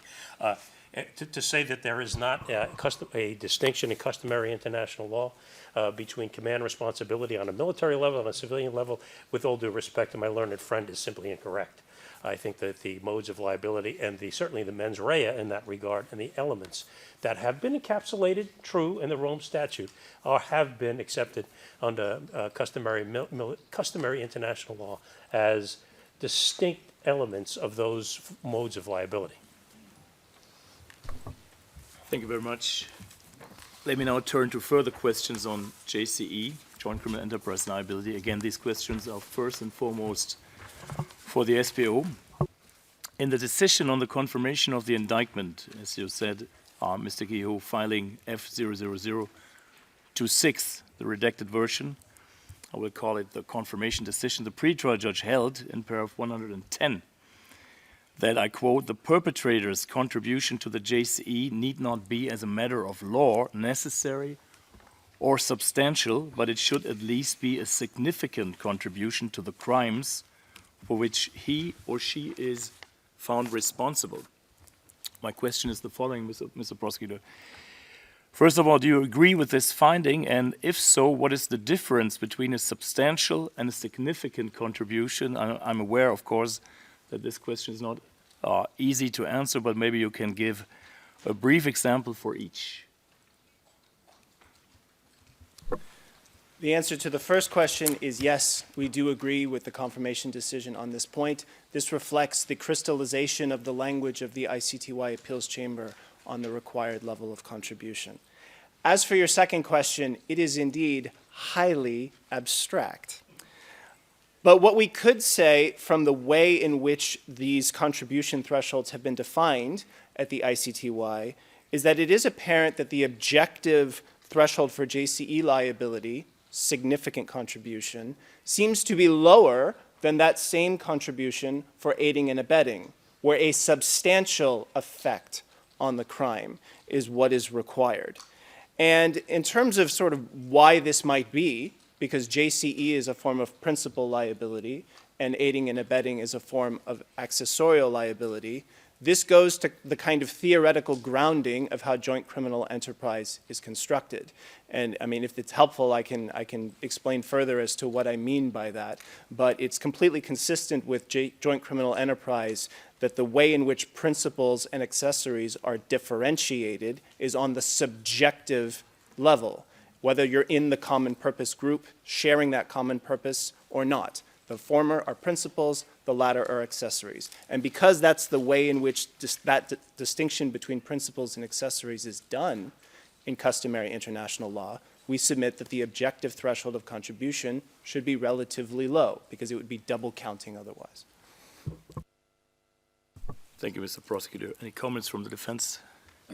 With all due respect, I don't know what he just said with regard to that explanation, but and the difference between substantial and significant, I think we accept the fact that it is significant. I guess the arcane question is, what's the difference between substantial and significant? I'm sure Judge Smith will hearken back to debates in American courts about the difference between clear and convincing evidence and beyond a reasonable doubt. It's like counting angels on the head of a pin. I don't think anybody, Judge Smith, has come to a satisfactory conclusion with regard to that. And so too with this. I certainly don't know the difference between substantial or significant, but it seems to be the intent that it be a lot. That you have to do something that is pretty important. Your contribution just cannot be some passing interest. Your contribution has to be a lot. I apologize for that pedestrian explanation, but unfortunately that's the best I can do. I have to say, Mr. Kehoe, I'm not sure whether you're saying with your comment that my question was good or was not good. No, I think the question was good because there was some confusion on significant or substantial, and it's out there, Judge. We put in, I think, our pretrial brief that it was significant. I think, with citing Burjan and Popovich and others in that regard, but I do understand that there is some discussion out there with regard to substantial. My point is, I'm not certain it's clear to us what the difference is. I understand. Thank you very much, Mr. Emerson. Subject to any further research and developments, the authorities seem to support the test of significant, and we understand that to be the position put forward by the prosecution.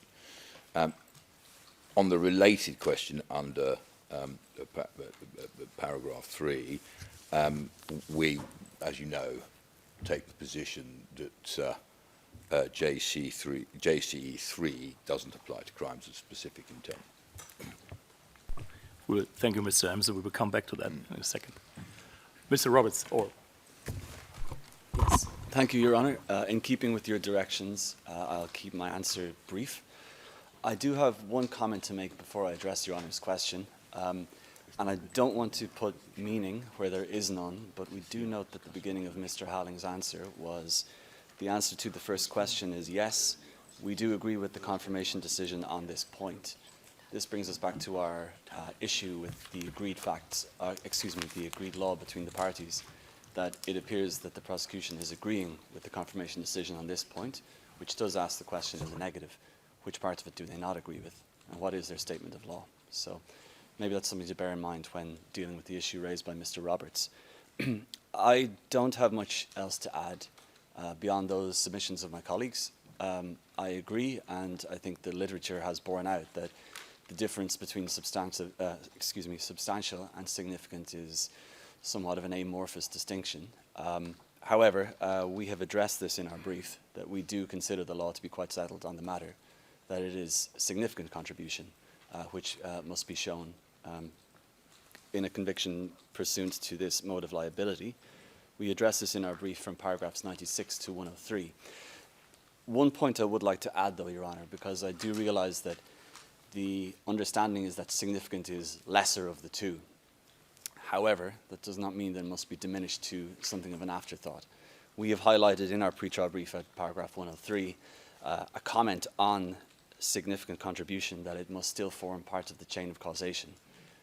Chain of causation is something of an imperfect metaphor, because it implies that once one link is broken, then the rest of the chain does not exist. So if you leave that to one side, as the chambers in Blagojevich and Jokic at trial judgment, paragraph 703, citing Burjanin trial judgment at paragraph 263, they said that the accused's involvement in the criminal act must form a chain in the link of causation.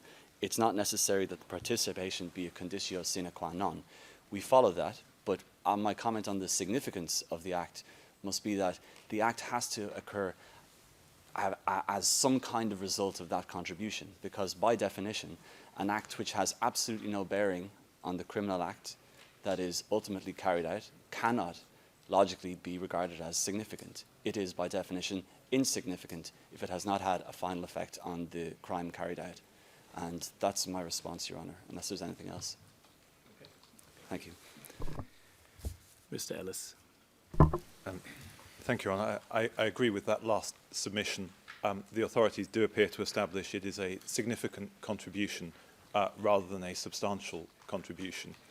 But we would say worthy of emphasis is the second part of the passage that Your Honour opened with from the pre-trial judge's decision. It needs to be a significant contribution to the crimes. And that may be important in a case like this, where the common purpose alleged is a vague and political one to gain control over Kosovo.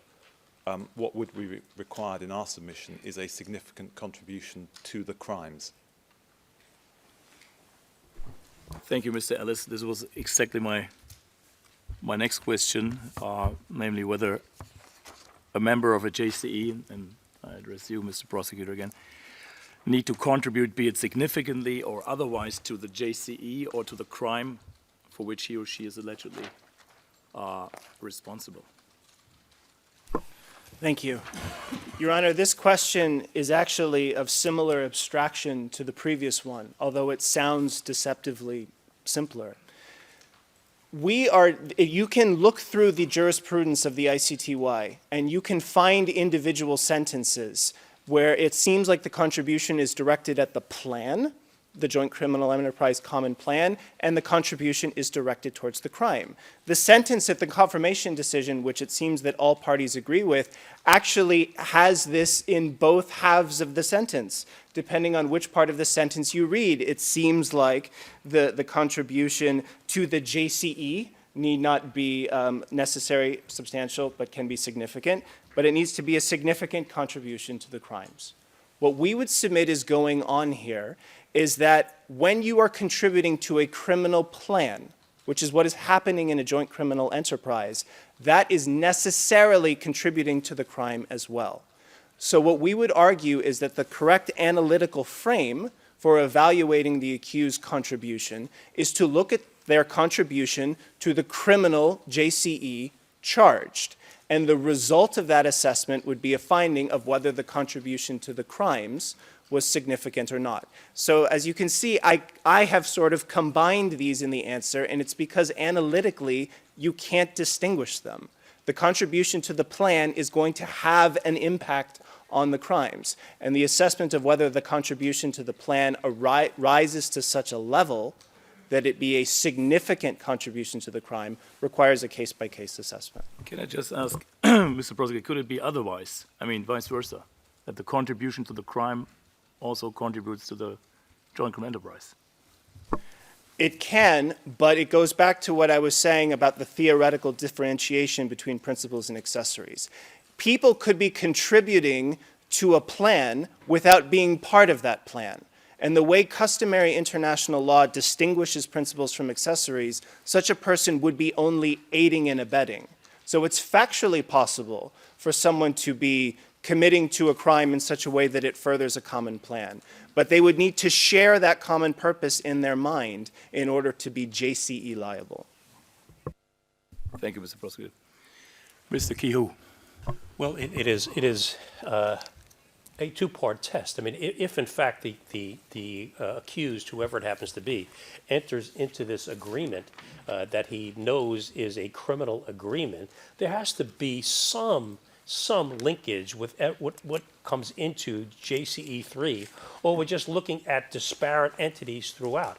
And this prosecution has got to prove what that linkage has to be. There has to be some connection. It just cannot be some amorphous, unnamed, undescribed connection, as we've laid out in our brief, that is going to engulf the accused in everything that happened in Kosovo in 1998 and 1999.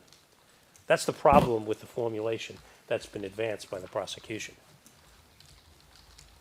Thank you. Mr. Emerson. Go on there. There are many different ways of posing the dilemma as to what it is precisely that the prosecution needs to prove that a substantial contribution was made to. I think, in common with the prosecution position, we would agree that it's very much fact-specific. But pausing here for a moment, it's not simply a question of whether you contributed to the commission of a specific crime on the indictment. And this is Your Honour's question about perhaps it resulting back, that being a contribution to the JCE. And I think what this discussion throws up is that whenever two or more people agree to commit a crime within the jurisdiction of the tribunal, there is a JCE. It might be between two people beating up the same man in a one-off incident, or it might be a group of people in the KLA in one particular facility, or it might be the policy of the local commander, or it might be the policy of the zone commander.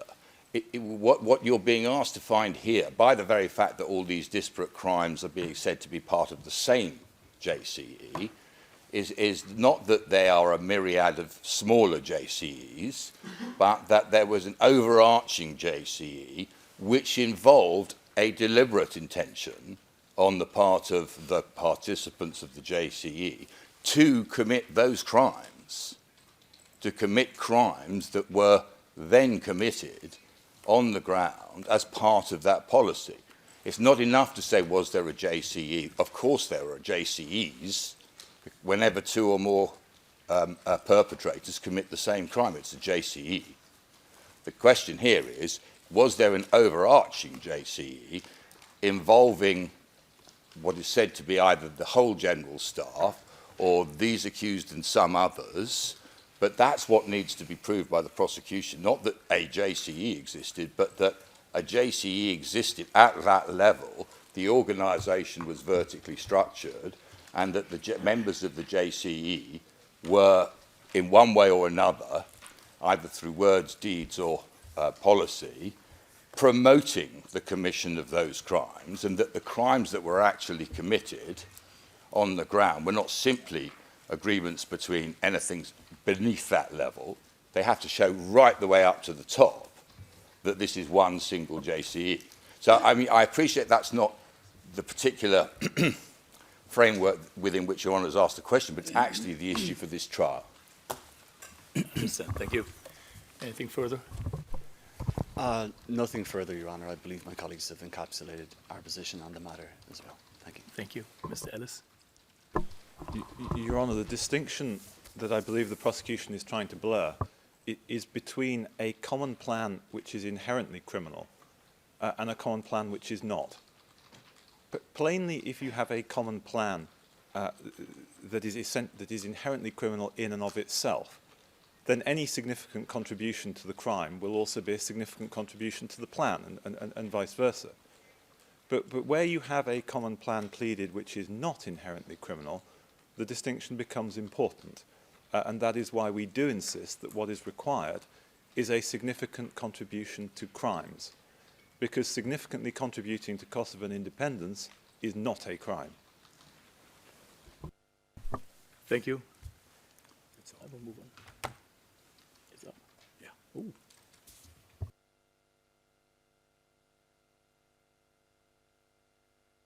I'm sorry. Thank you, Judge Barta. I think Judge Mitro had a quick follow-up question. Thank you, Judge Smith. And I have a follow-up question for you, Mr. Ellis, but I think it applies to the submissions of some of your colleagues. You're advancing a suggestion that proof has to be made of a significant link between the conduct attributed to the accused and the crimes themselves. What I'm interested in is, do you have any case law that you could cite where factual findings were made by a chamber or a panel verifying that a person convicted of a JC1 or a JC3, for that matter, did actually make a significant contribution to any of the crimes? And I'm asking that because at this point I cannot think of one. So if you can think of one either on your feet or at a later stage where you think that this verification of a significant linkage between the conduct and the crimes exists, I'd be most grateful for that indication, now or at a later stage if you need to.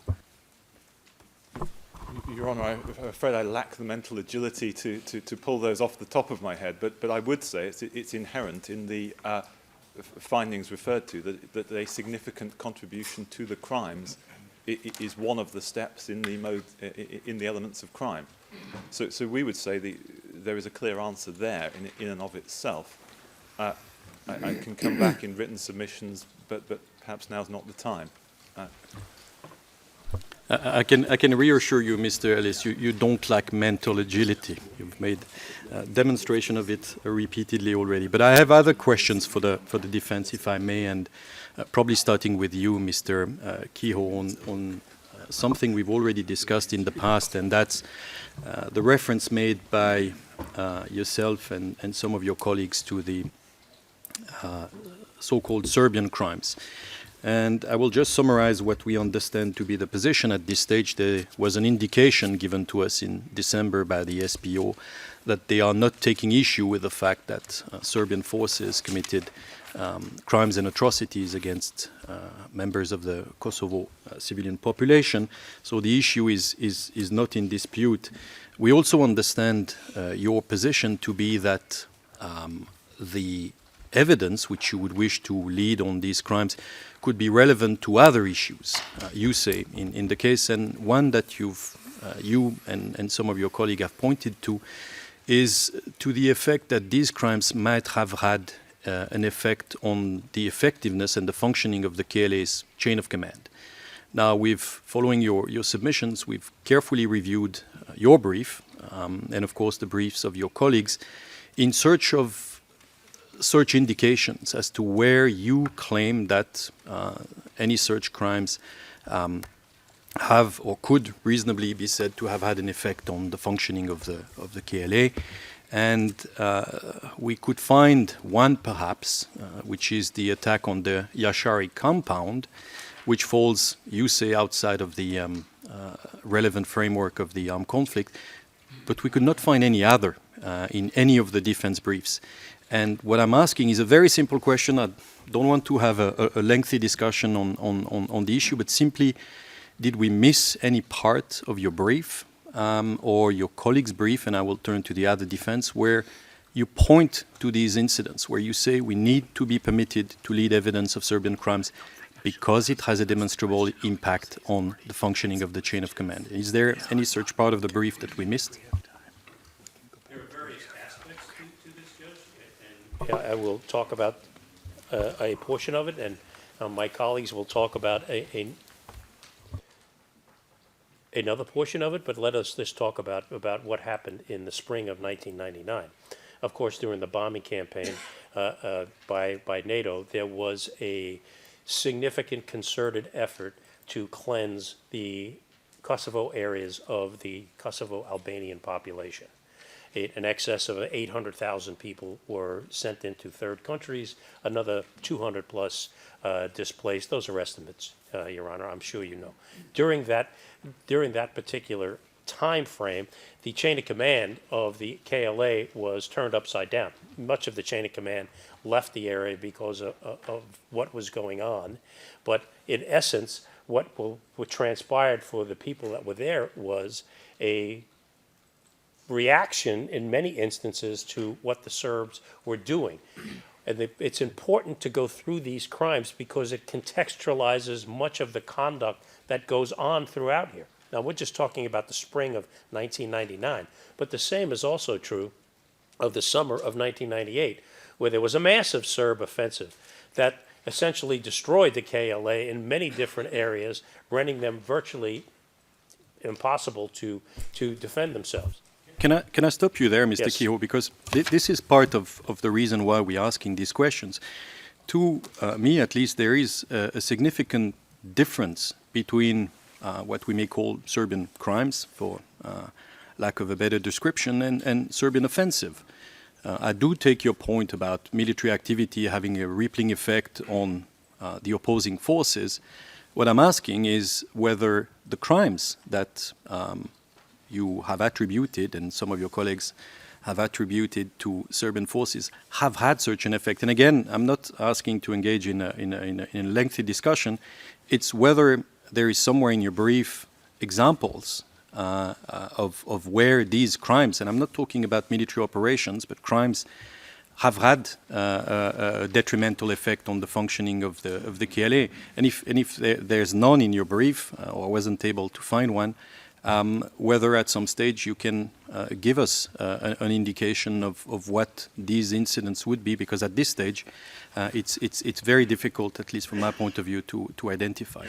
And Your Honor, we will gladly give you a list of those incidents going back to '98, what exactly the impact was on the civilian population, what exactly the impact was on the KLA. The impact on the civilian population and the KLA is oftentimes mixed. You know, we will have expert testimony as to what the reaction was of the KLA people that were in refugee camps or otherwise displaced in Macedonia, Albania, and to some degree in Montenegro, and what their motive was coming back. Some of that activity that took place, that retribution, we can clearly establish, and we will establish through witnesses, that these people came back with revenge in mind.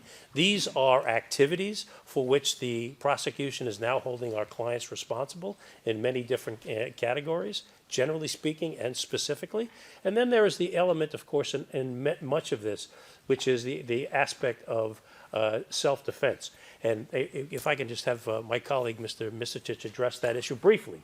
I know you don't want to engage in a long discussion about this, but if Mr. Misicic can talk about this, 2 minutes. Luca. Yes, you got it. So, Judge Matro, is first, the deadline for the defense to file additional defenses is Monday, and so you will be getting an additional filing. I know you're focused on our pretrial brief, but there is another submission coming consistent with your orders. We are going to raise self-defense, which is a defense under the Rome Statute and is part of customary international law as established by the Court Trial Chamber judgment. One of the elements of the defense of self-defense is that you must prove that there was an there was a threat of an imminent and unlawful use of force. And so it's the unlawful nature, not just the military attack by Serbian forces, but that there was an unlawful component to it that would be relevant to your assessment of a defense that's raised to address several issues raised by the prosecution in their pretrial brief. I'll give you some examples. There is an allegation in paragraph 12 of the pretrial brief that the 4 accused deployed troops with minimal training, in some cases with no prior military experience, non-existent or minimal information on international humanitarian law. One of the issues that we're going to raise just on that section alone is, does a population under attack have an obligation to train people in IHL before they defend themselves? So if it's one thing for the prosecution to say they concede that Serbian crimes were committed, it's another thing for purposes of the defense, is the prosecution conceding that at all times relevant to the indictment, there was an imminent and unlawful use of force by the Serbian side against the Kosovo Albanian population? And we believe that's how the question should be phrased.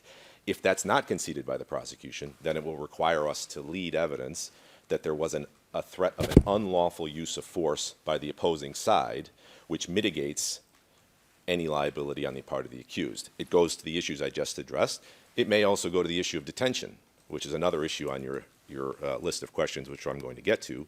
But what does a party that's attacked and is exercising its right to self-defense, what rights does it have as a non-state actor in a non-international armed conflict to detain for purposes of security? And we'll address that question because my 2 minutes are up. Thank you.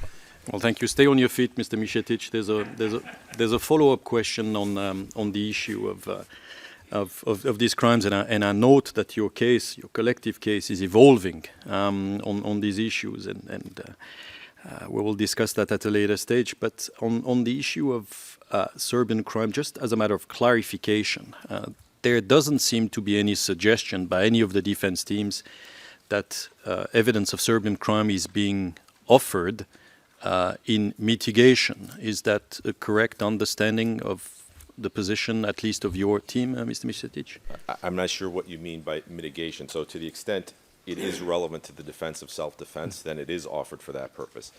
I can assure you that no one on this side of the bar will ever raise tu quoque or a crime A on the part of someone in the KLA is justified by crime B committed by someone on the Serbian side. So that will never happen on this side.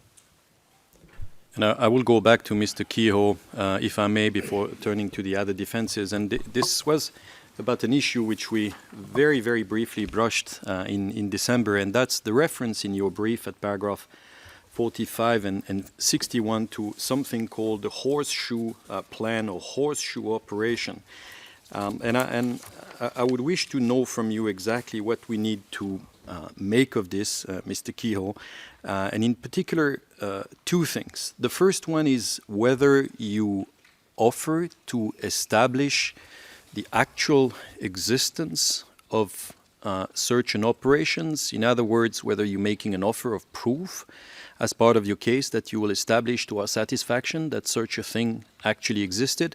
And maybe you will understand from my question that it's slightly loaded to the extent that the existence of search and operation has been questioned. So to my first question is, are you offering to prove the existence of such a matter at trial? Yes, Your Honor, we will. We will prove. I mean, the term Operation Horseshoe is a term that has been picked up by the international community, the British Army, and other entities, military entities that were analyzing the situation at the time. And I don't think we should get hung up, Your Honor, on we use the name horseshoe because that has now been the term of art in much of the literature that is out there.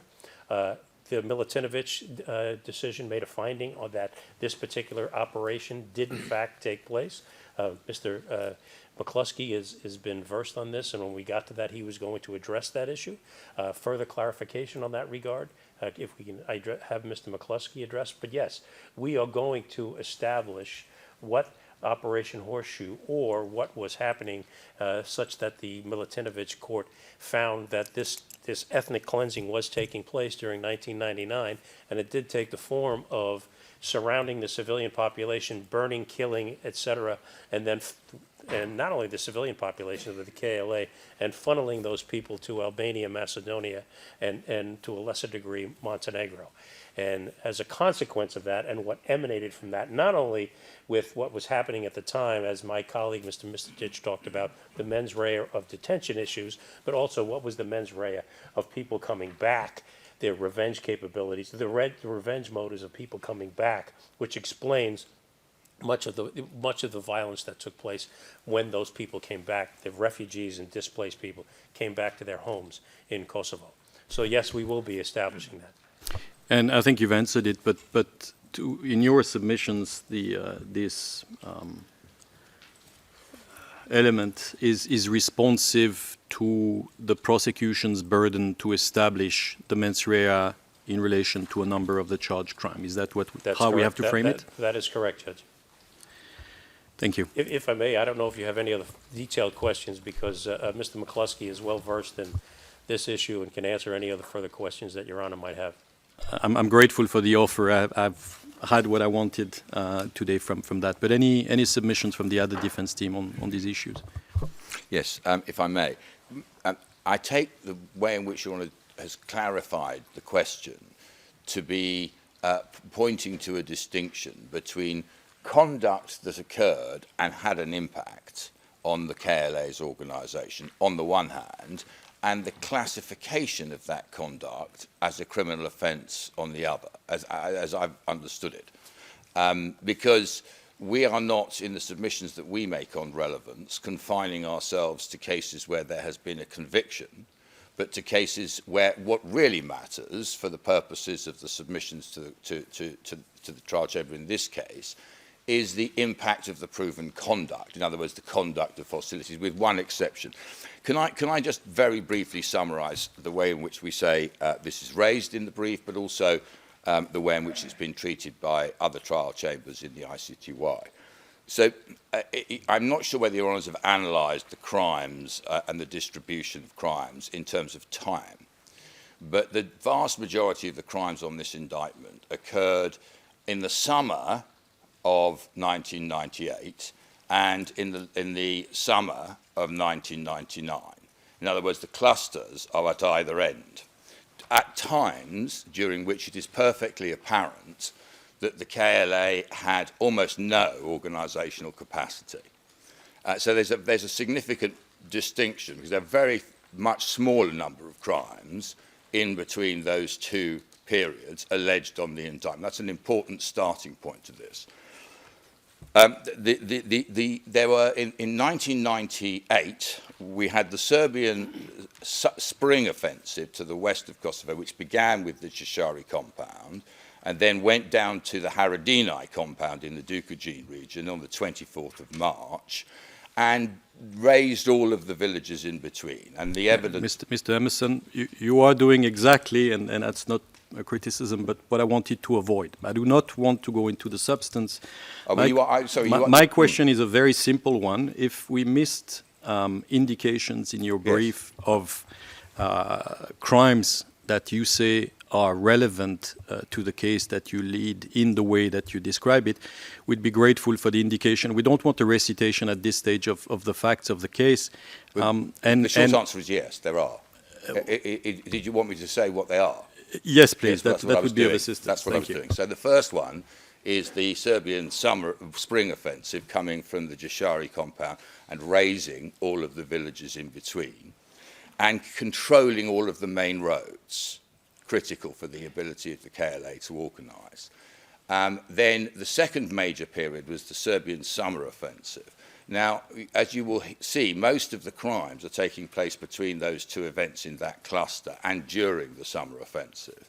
And for that period of time, it's very obvious, and there was evidence admitted in Haradinaj, and you'll hear it from some of the prosecution witnesses in answer to questions, that the KLA had no ability to even cross country during the daytime. They couldn't use vehicles on the main road. They had no methods of communication, and they were literally confined to travelling on small roads at night so that they couldn't be observed and attacked. So absolutely it goes to the organisation of the KLA at a time when the first concentration of crimes on this indictment are said to have occurred, and that was the pattern throughout Kosovo. So it's absolutely centrally relevant to that. You then have this period of time between November and April, where there were a relatively smaller number of offences alleged on this indictment. And then 24th of March 1999, so a full year after the Haradinaj attack, that's the start of the NATO bombing. And what happens immediately after the NATO bombing is the subject of the Djordjevic and others' trial in the ICTY, which is a finding of a campaign of crimes against humanity organised at the highest level. Now, I just touched on the horseshoe reference. We've used a different formulation in our opening brief, in our pre-trial brief, because I know, and I'm sure your Honour is aware, and perhaps that's part of the reason for the question, that there is a denial from the Serbian side, and many historians dispute, that the military operation was called Operation Horseshoe, or it was a formal operation of that kind. What we've described it as is a plan which the trial chamber found to exist in the cases in the ICTY against the Serbs during that period to move from the northeastern side of Kosovo downwards, so to south, southwest and west, as Mr. Kehoe said, to drive the population out, proceeding at certain stages and a certain speed, so that each village would then be attacked, raised, crimes against humanity committed, and then the next, it would encourage the wave to build and everybody flooding towards the borders. And there's plenty of evidence in the process of that Serbs were organising trucks and trains, Serb forces were organising trucks and trains to force people to leave Kosovo. However, there came a point in the midst of that forced evacuation through the Commission of Crimes Against Humanity when they closed the borders. And although it's never been charged as a genocide, it's, we would say, very clear that the genocidal intent was present at least at that moment and for a considerable period thereafter. And at that stage, the portion of the population that was targeted for genocide was those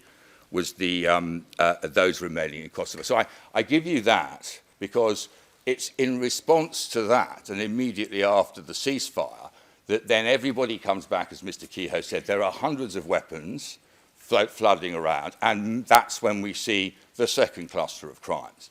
People who've returned to Kosovo, as Mr. Kehoe says, possibly in revenge, but in any event, not in a situation where the KLA was able to establish control over the population. So all of these things, I'm afraid, have to be examined, whether you treat them as matters of fact or as matters of law. Clearly, the convictions in the ICTY are matters of record, but it doesn't matter what the convictions were. What matters is what was being done, because that's what was interrupting the ability of the KLA to control those who may have committed these crimes, particularly during those two clusters, and their ability to establish the means and structures on which the prosecution rely. So the issue is, as Mr. Kehoe said, it's not that the SPO admit that crimes were committed. That's not the point. It's just that you cannot make decisions. It would be impossible for you as a trial chamber to make decisions about the command structure, the operational authority, whether leaders had the ability to know and to prevent or punish, or indeed any of the requirements that have been the subject of abstract legal discussion this afternoon, without understanding what the conduct of the Serbian offensive actually involved at those times and the impact they were likely to have on the issues you have to decide. I'm grateful, Mr. Emerson. We just want to make it clear, and I hope that was clear from the question, that there's only one set of crimes we're interested in this trial, and that we will not entertain any sort of exercise in moral equivalence or anything of that sort. So I'm not inviting you to make further submission. I'm simply underlining the fact that the understanding we have now is that evidence of such actions, be they crimes or operations, will be led, if at all, in relation to what you say is the impact it had on the chain of command that is relevant to this case. And I hope this is a correct understanding. Specifically as to the inferences that can be drawn from Very the well. evidence. Thank you. Mr. Roberts? Mr. Tully? Yes, Your Honour, thank you. I will be very brief.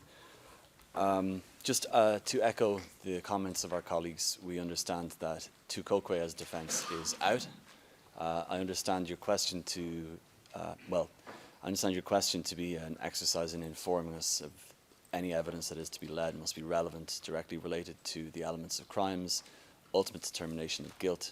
And I also note that in our pretrial brief, we did address the issue of Serbian crimes.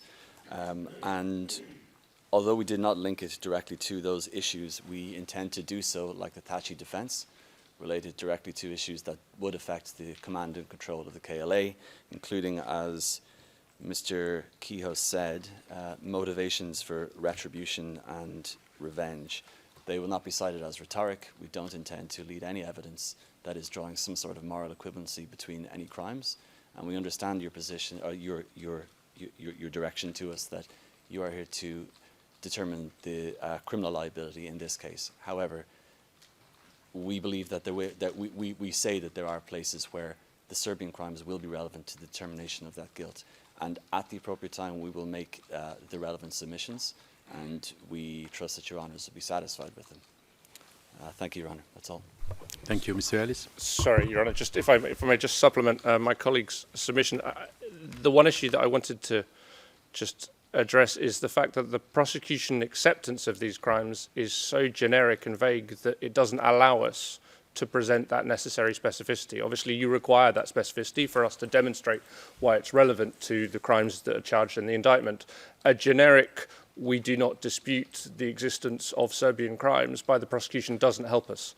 That doesn't allow us to present that necessary evidence. So obviously, we recognise what we're supposed to do, but to do so, we can't accept what the prosecution has said as providing us with sufficient information or evidence that would allow us to do so. Thank you. Thank you. Mr. Ellis? Your Honour, I associate ourselves with all the points that have been made by the other defence teams.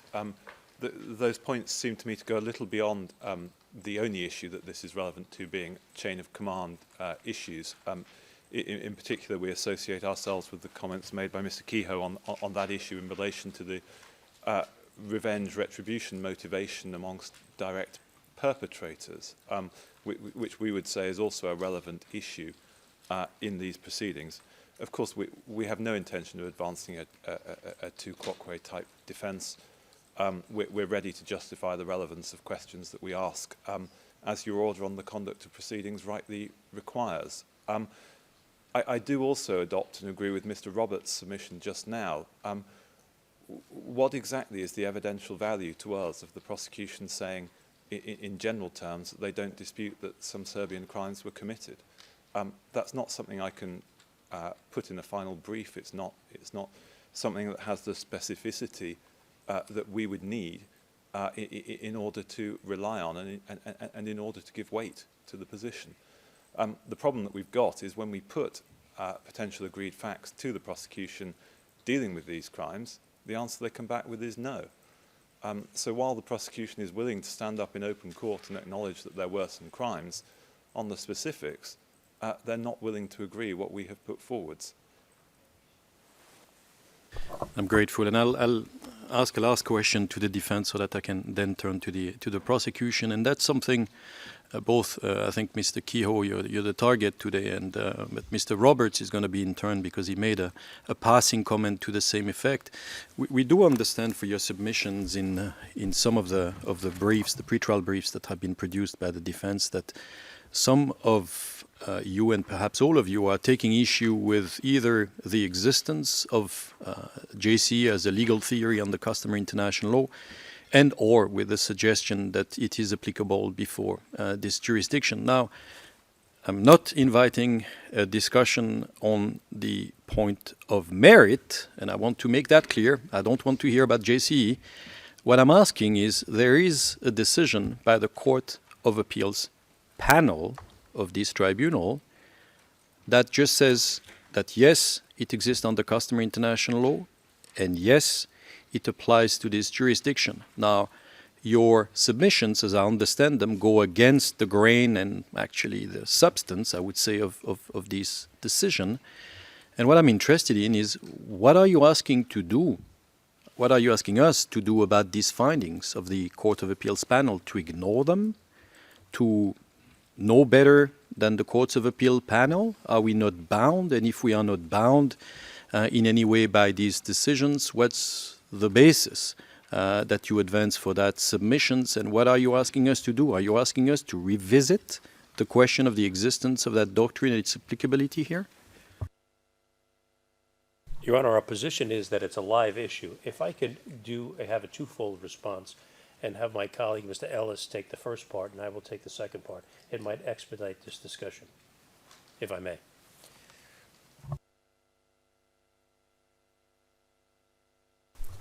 Mr. Ellis.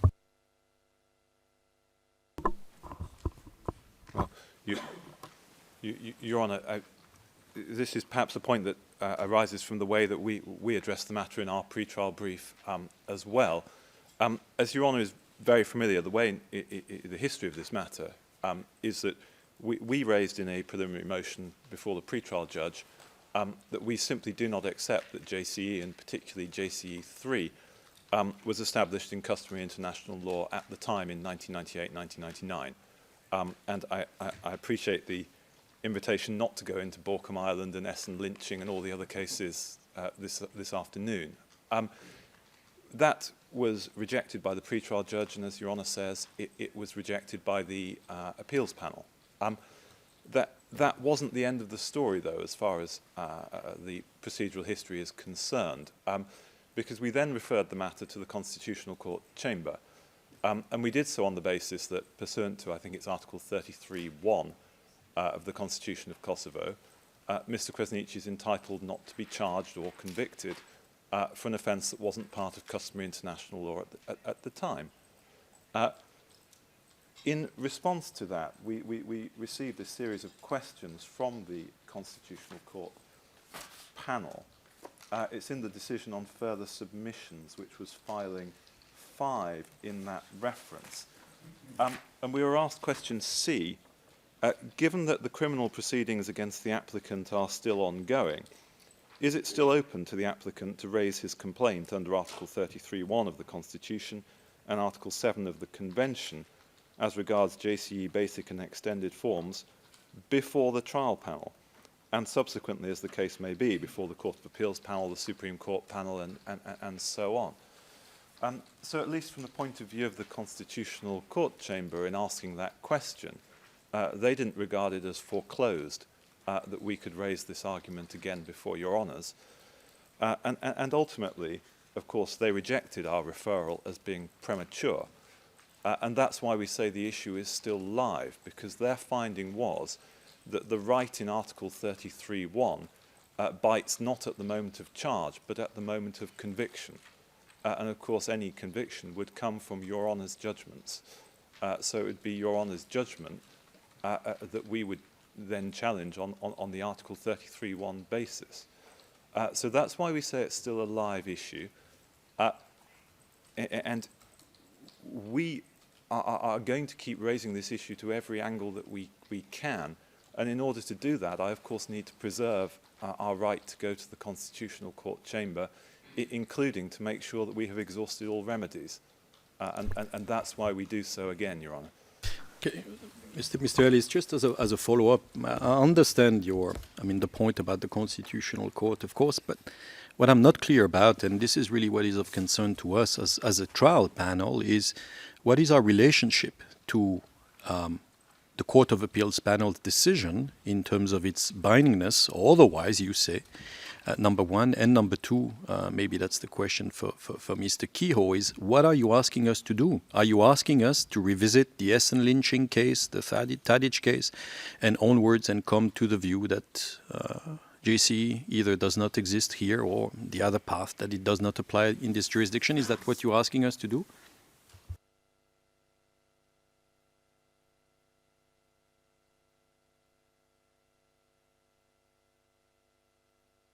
Would it be possible for us to revert to the indictment order in making these submissions? Because there's a parallel application that was dealt with by the Supreme Court in relation to Mr. Vasili, in which the issue is directly addressed as to what was decided and what has been left for this chamber to decide. But I can see that there's also some support for Mr. Thaçi to revert to the original order.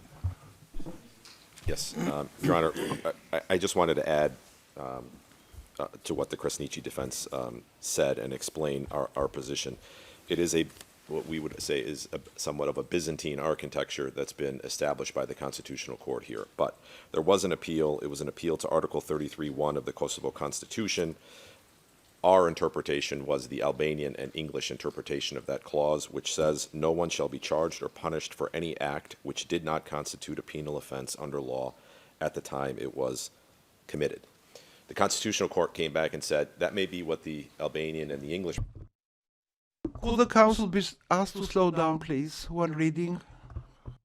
But the Serbian version says something different, and the Serbian version only says that no one shall be found guilty or punished.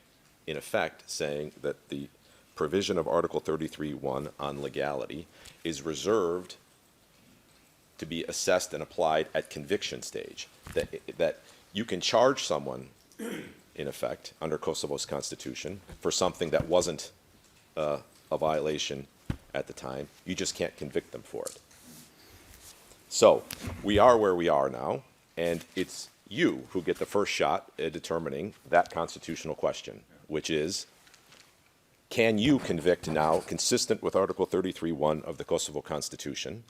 And of course, then you'll have to go into the arguments that have been raised already about whether JCE 3 constituted part of customary international law or not. But that is our interpretation of the Constitutional Court's decision.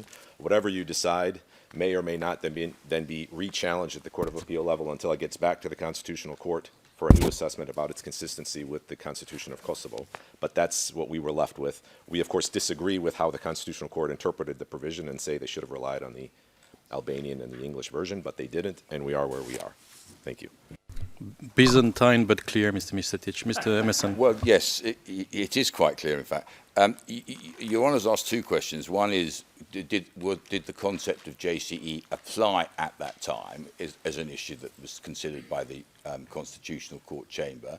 And has it been properly and lawfully transposed into Kosovo law when the law itself is subject to the Constitution, and the Constitution guarantees non-retrospectivity? And you'll know that the equivalent judgment of the Serbian Constitutional Court has concluded that you can't prosecute or convict for crimes against humanity committed by joint criminal enterprise, or for war crimes committed through joint criminal enterprise, because the Constitution didn't allow it. And the Constitution of Kosovo is exactly the same in all material respects. So two fighters fighting on the same battlefield on the same day, one Serbian, one Albanian, the Constitution prevents the Serb being put on trial, but this court's interpretation of the Constitution as in terms of its establishment allows his protagonist on the same day to be tried for joint criminal enterprise. So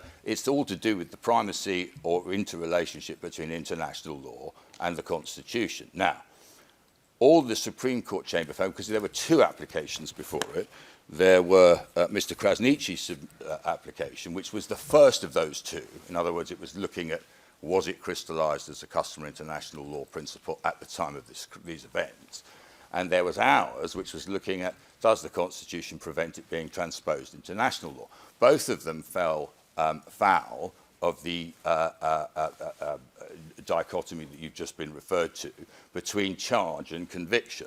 So the Supreme Court chamber preferred the Serbian version of the Kosovo Constitution, Serbian language version, to the Albanian and English language versions, relying on other international instruments, including Article 7 of the European Convention, which refers to conviction, condemne, without a charge. So to that extent, they concluded that to take that point as a jurisdictional constitutional challenge to the indictment at the pre-trial stage was premature. So that issue was purely what the Constitutional Chamber decided. Anything beyond that is what we in England would call obiter dicta. It's an opinion, but it is not deciding the issue. The issue still falls to be decided. And the judgment in the ruling of the 13th of June 2022, which is F, lots of zeros, and then 10. So it's, yes, it's the 13th of June. In the second part of that, that's to say the Vasili part, explains why they have concluded that charge doesn't apply, it only arises at conviction stage, and goes on to say, at the same time, the Chamber must emphasise, this is paragraph 61, that its assessment is without prejudice to any future determination of the complaints, if any, which the applicants bring before the Chamber, as regards the alleged violation of Article 3 and Article 7 of the Convention. So there is no decision against us. This is an issue that you have to decide, and it's not a straightforward one. Now, it's true that there are then some comments, and that you'll want to take those into consideration, but you are most certainly not bound by them. And indeed, they aren't directly addressing all of the questions that need to be considered. The only issue that really needs to be decided by the trial panel is, do we have to wait till the end of the trial? Are you bound by the fact that the Supreme Court Chamber thought that this challenge at the pre-trial stage was premature, but recognised it was a challenge you would have to deal with? Are you bound to wait until the end? And in our submission, the answer to that is no.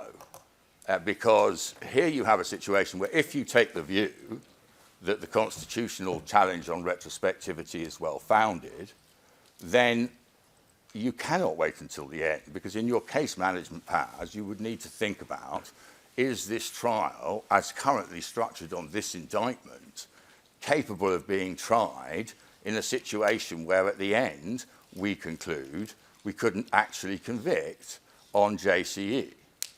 That would have a radical effect on the charges on this indictment.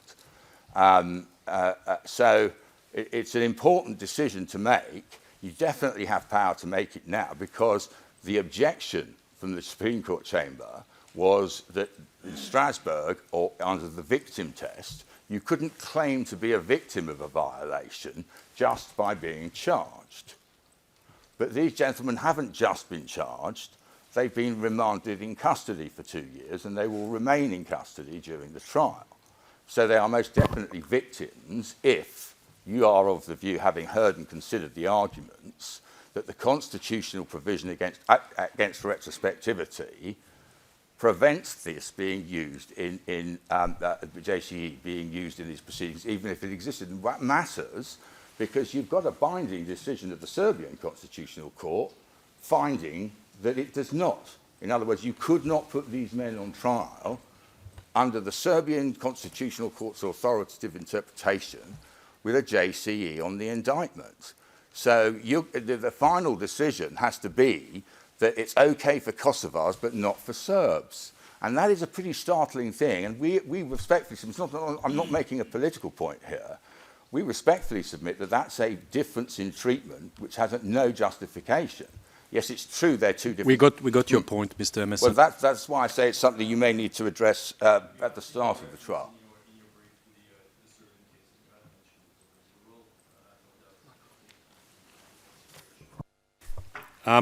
Mr. Roberts? Very little to add, Your Honour.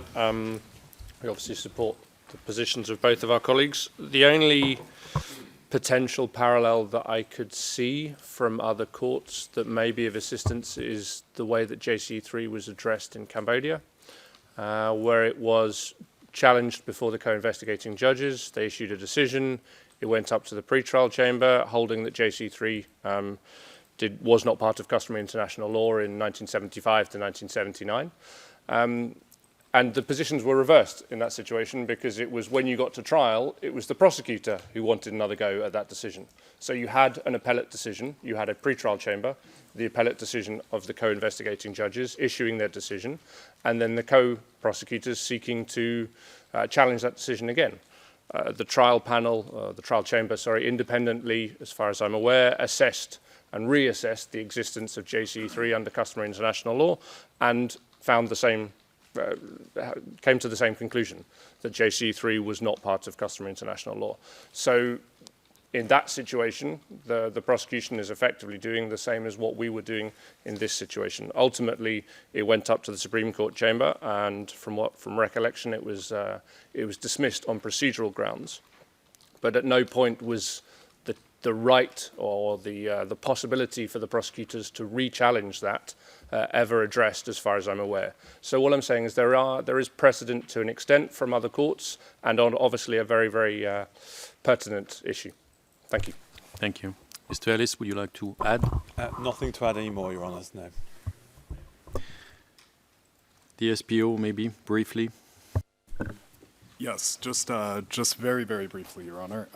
The framework at this court is very clear, and it's different than in Cambodia. At this court, trial panels do not have the power to review decisions of the Court of Appeals. Rather, the Court of Appeals framework, the Court of Appeals has the power to affirm, reverse, and revise decisions of the trial panel. The relevant provisions pertaining to interlocutory appeals include Article 45 of the law and Rules 77 and 97. Such provisions are modeled after similar provisions at other international courts and are intended to serve interests of legal certainty and predictability. If this panel could revise and review and revisit decisions of the Court of Appeals, there would be no reason for the Court of Appeals to issue those decisions. So applying, and the Court of Appeals, applying the jurisprudence of other courts with similar frameworks, has found that its own, or treats its own interlocutory appeals decisions as binding and will only depart from those for cogent reasons in the interests of justice. And this is the right only of the Court of Appeals, which has the power to review and revisit its own decisions. The trial panel does not have that power. Our position, and I just want to, and to end, I just want to emphasize that in addition to the jurisdiction decision in this case, finding that JCE does fall within the jurisdiction of the specialist chambers, the Court of Appeals had another opportunity to review that finding in the Shala case and issued another decision confirming the same jurisdiction. So this issue is now settled for purposes of this trial panel and Court of Appeals. The Constitutional Court jurisprudence that was referred to by the Defense Counsel referred to exhaustion of remedies, referring specifically to the Supreme Court and the available avenues potentially for the parties to go to the third instance. Thank you. I'm grateful. Mr. Laws? With nothing to add on this topic, thank you, Honor. Thank you. Judge Smith? I think Judge Barta had one. Do you still have a question you want to ask? If I may. Yeah, go ahead. Just a second.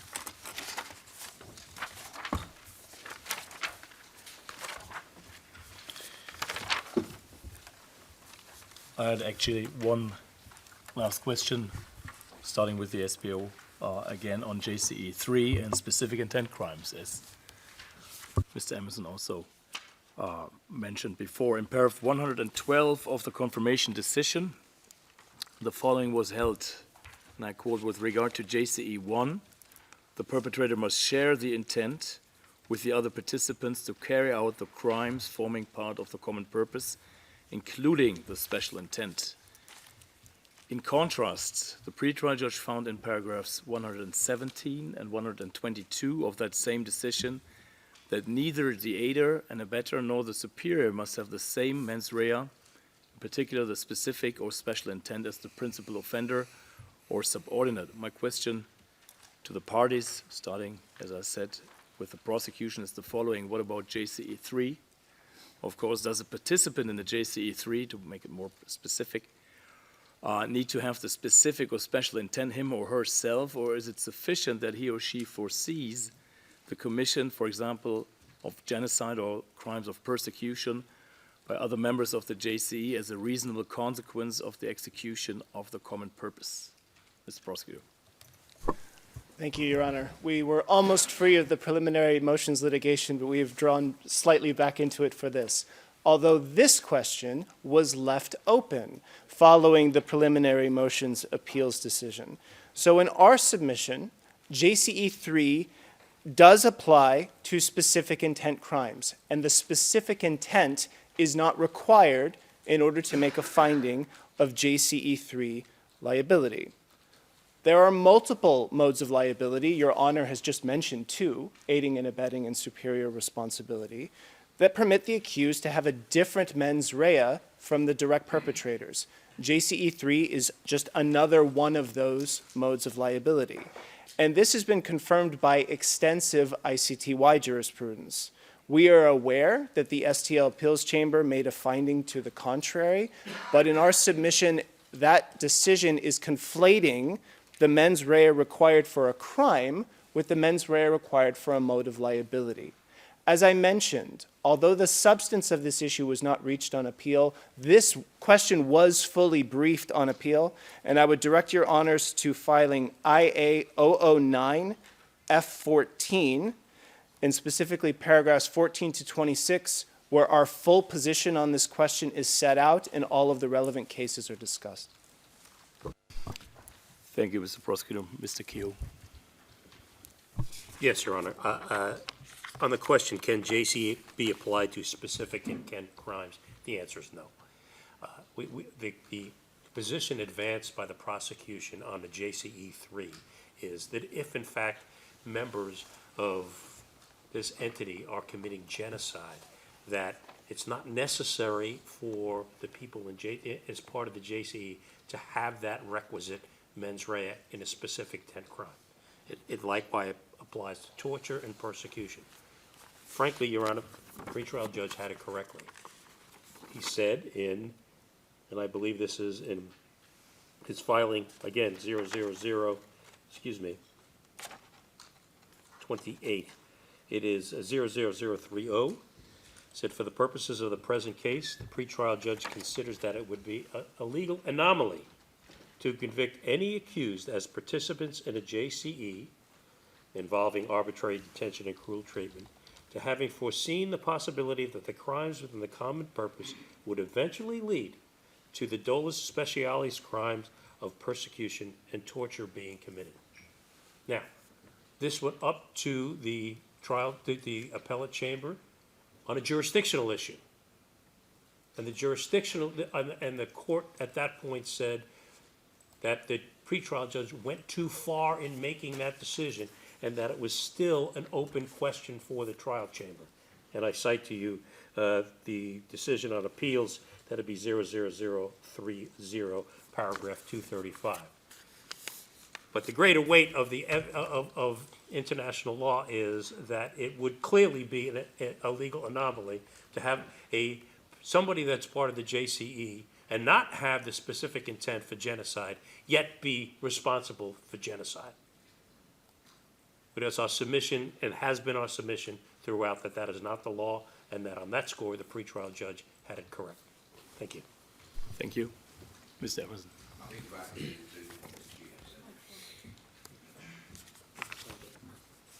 Nothing to add, Your Honor.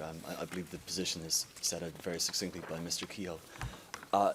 Perhaps this is not the time, but I'm not sure where it fits in. We do notice we're speaking about it quite extensively today. We don't have a de-redacted version of the confirmation decision from the pretrial judge. If it's something that you want to consider in any orders to be made today, I'm not sure if it needs to go back to the pretrial judge or if Your Honors can deal with it, but I'll leave it with you. Thank you. Thank you. Mr. Ellis. Yes, nothing to add on that point, Your Honours. Thank you very much for the clarification.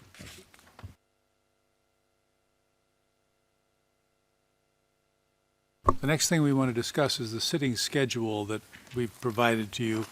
And right before the morning break, Mr. Kehoe said he had the rarest thing that we've heard in this court today, and that was maybe an agreement on something. It's a beautiful thing, Judge. Yeah. If I may, Judge, if I could talk to my colleague, Mr. Roberts, who had the discussions with the SPO. I spoke to him afterwards, but he had the discussion, so it's better if it comes from the horse's mouth.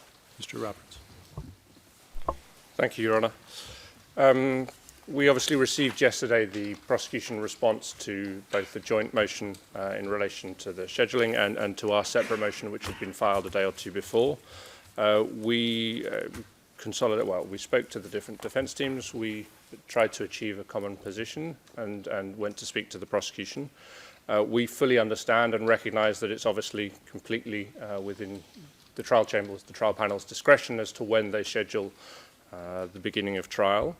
but we were able to come to an agreement, or at least a non-opposition from the prosecution, and I'll leave them to confirm that if we started on the 3rd of April with opening statements and followed immediately afterwards by the first witness, so there would be no break between the first witness and the opening statements, but also that we did not challenge the order of witnesses as set out in their notification of the 1st of February of the first 12 witnesses, which was obviously part of our submissions from earlier this week, then the prosecution would not oppose that position.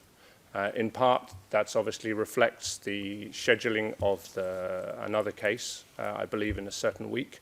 It does also reflect the schedule that is set out by this trial panel, but obviously does not include the sitting weeks for March. We also, and I apologise to Mr. Laws, because we did not include him in discussions last night, and that was my fault. We did speak to him this morning, and we're hopeful that he does not have opposition either to the proposal. So our position is that the 3rd of April with the order of the 12, and that was hopefully a position that is acceptable to the Chamber, with the full understanding that March will not be a week or a month off, I should say that, given the significant number of motions for admission of evidence, both 155, bar table motions, etc. Essentially, the trial is starting at the beginning of March, but it's a paper trial for March before we get to the oral part of the trial at the beginning of April. So we have followed your recommendation. We've sought, despite obviously we have differences of opinion or differences of interpretation of communications or of positions, but we've sought with the prosecution to try and come to an agreement, and I thank them for being willing to enter into that, and we leave it with your honours as to what you wish to do with that information. Prosecution? Yes, Your Honor, that's accurate. All that we would add is, and we've said before, we've never been totally opposed 100% to any kind of delay of this kind.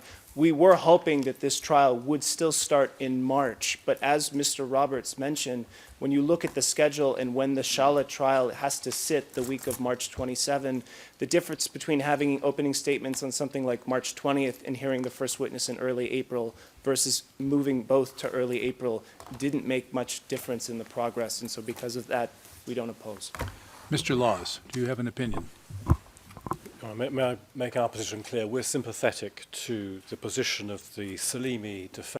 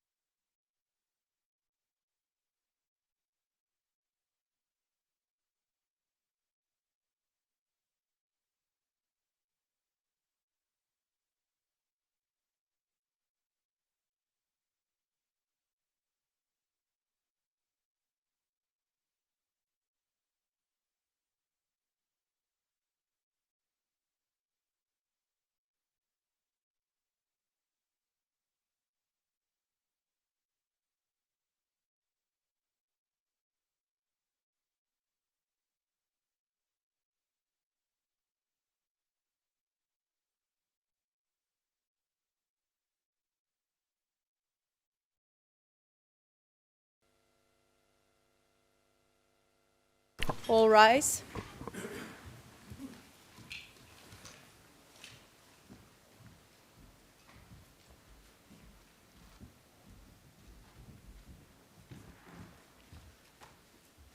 Be seated.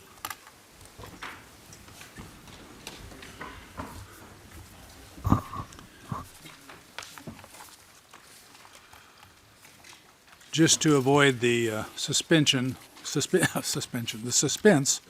we will tell you that we will grant the motion for an adjournment until April 3rd under the terms set out by the parties. I won't call it a joint motion, I'll call it an unopposed motion. And I thank you again for dealing with this in a proper and good manner. One question that we need to deal with that I have not put a lot of emphasis on yet, and is the time at which the prosecution would close his case out, and I think you estimated end of 2024 or possibly into 2025. Is that correct? Does the defense wish to comment on that in any way? Not in addition to what we have said previously on Yeah. the length, Your Honor.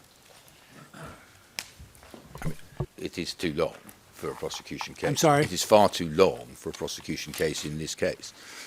We've suggested all along the prosecution case should be closed within 12 months. This is a case that's triable within 12 months.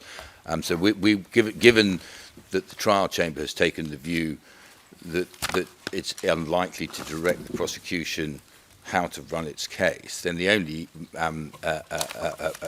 mechanism for imposing some concentration and discipline is time.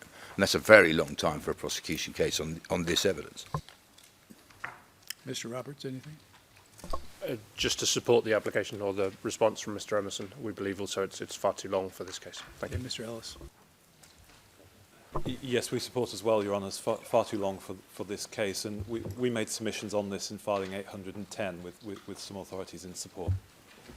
One other question in that regard, put you on the hot seat. Assuming it ends one day, how long will your case continue?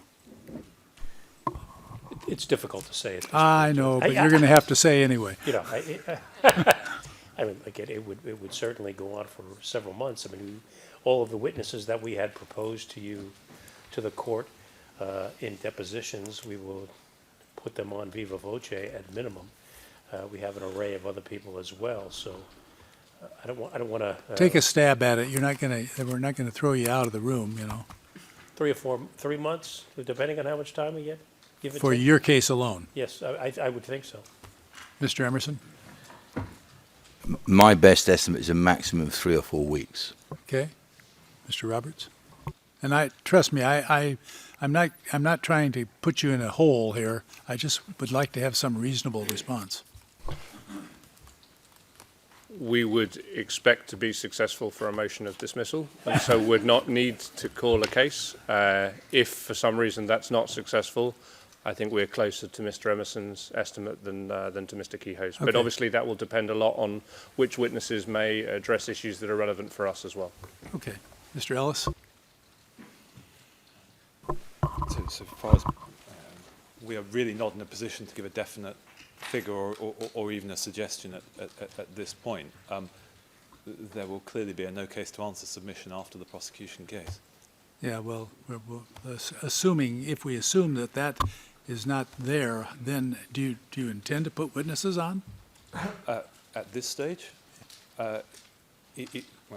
we've gone past the pre-trial brief point where we said at that stage we couldn't give you a provisional list of witnesses given the state of the case at that point, and that is still our position. If I'm pushed to give a figure, I would probably be somewhere between the 3 to 4 weeks given and the 3 months given. Okay. But That's I understand. As I said, I'm not trying to put you into a bad situation. I'm just trying to get some idea of what we can plan on for the future. Prosecution, do you have anything to reply on that? I mean, just briefly, Your Honor, about this difficulty with making the estimates, because I know Your Honors are interested in the end of our case and the closing of the case. that is dependent in large part on the reasonable cross-examination estimates being done. We have noted that the defense has filed their estimates for the first 12 witnesses. A lot of them are just yes/NA not available for the delayed disclosure ones, which is not in compliance with Your Honor's directions. And so our ability to estimate is in part dependent upon information that we do need to receive. All right. Thank you.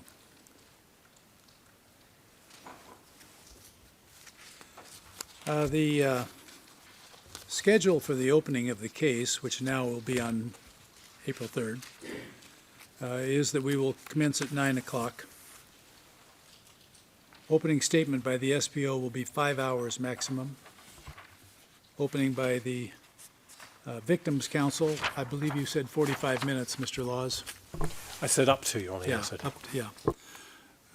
The Thaçi defense is 3 hours maximum. The Salimi defense, 1 hour maximum. The Krasniqi defense, 1.5 hours. And then, of course, there may be some questions by the attorneys, or by the panel, I'm sorry, yes. I was just pointing out, I think you missed Mr. Vasili's time. 45 minutes. Oh, I'm sorry, 45 minutes, yeah. I have it down in my writings, I just didn't read it. We would also like to note the following. Counsel are cautioned to focus exclusively on matters relevant to the charges and to avoid irrelevant matters and statements of a political nature. The panel is hoping for clarity regarding the parties' respective cases and expect you to address those issues that are core to your respective cases and to try to avoid as much as you can repeating what we already know from reading your pretrial briefs. We ask you not to interrupt the opening of the other parties or participants. And we also ask that prior to the court session, you provide CMU a draft of your opening statement for delivery to the interpreters in order to ensure a full and accurate interpretation of your statements. We also ask that if a party or a participant intends to make reference to legal authorities in their opening, they should provide to the panel, the opposing party, and Victims' Counsel a list of those authorities prior to the opening statement. Any comments on that by the SPO? Understood, Your Honor.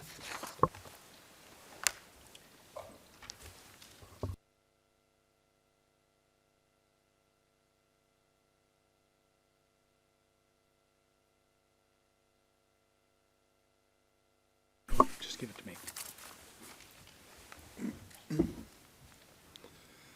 From the Thaçi defense, any comment? No, Your Honor, we understand.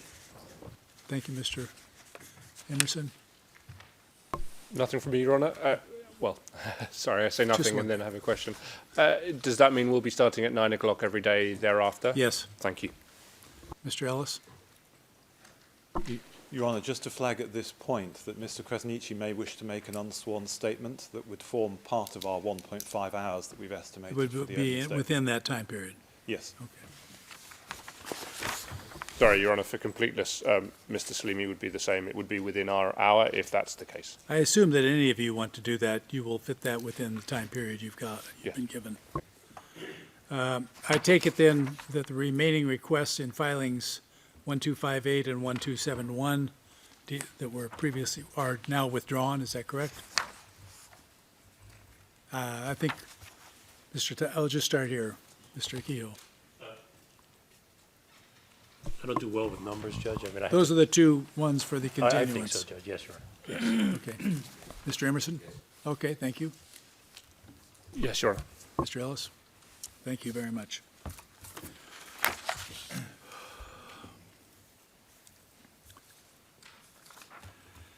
All right, the SPO filed a request to amend the exhibit list on January 30th, 2023. That is F01238. We do not want to hear the arguments that the parties put in writing, but we wish to raise a few questions and make a few comments about it. First, by our account, this is the sixth amendment to the list sought by the SPO, which is concerning in and of itself. Second, much of the material that the SPO now puts forward for inclusion on its exhibit list has been in the SPO's possession for some time, months, sometimes even years, and it is not quite clear to us why it has taken the SPO so long to recognize the relevance and importance of that material. Third, we also note that much of the material pertains to the first 40 witnesses. We therefore ask the SPO to please explain to us, first, why was this exercise of review of your holdings not conducted earlier? Two, why did your earlier assessment of relevance and importance need to be revisited once again? And in addition, can you also reassure the panel that this is a one-off blip caused by your trial preparation and that we will not get similar applications every time a new group of witnesses is put forward? Mr. Prosecutor. Mr. Quick. Yes, Your Honor. I'm just making sure I get the 3 points. I can remind you if you lose track. Okay, good. So in relation to your first question as to why this was not done earlier, as explained in the motion for the different items, the SPO was undertaking various reviews relating to its different disclosure obligations, including under 1023, 103, as well as preparing for trial. There were also motions to amend the indictment and amend the exhibit list and amend the witness list. And in that context, various additional documents were identified, including statements, associated exhibits, which had not been disclosed previously, as well as a few additional documents that the SPO considered were important to its case. In relation to... Well, let me stop you there. My question was, Sure, yeah. why did it take so long to do it? Why didn't this happen earlier? Right. So as also explained in the motion to some degree, at the pretrial stage, the SPO was accumulating the requests in the interest of judicial economy, which was a process that was approved by the pretrial judge in a couple decisions. The SPO was making requests together for items as opposed to doing individual requests as they arose.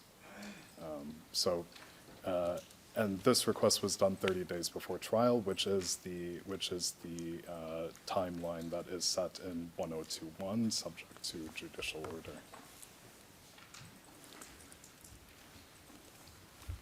order. In relation to Your Honor's question about assurance of whether this will be done again,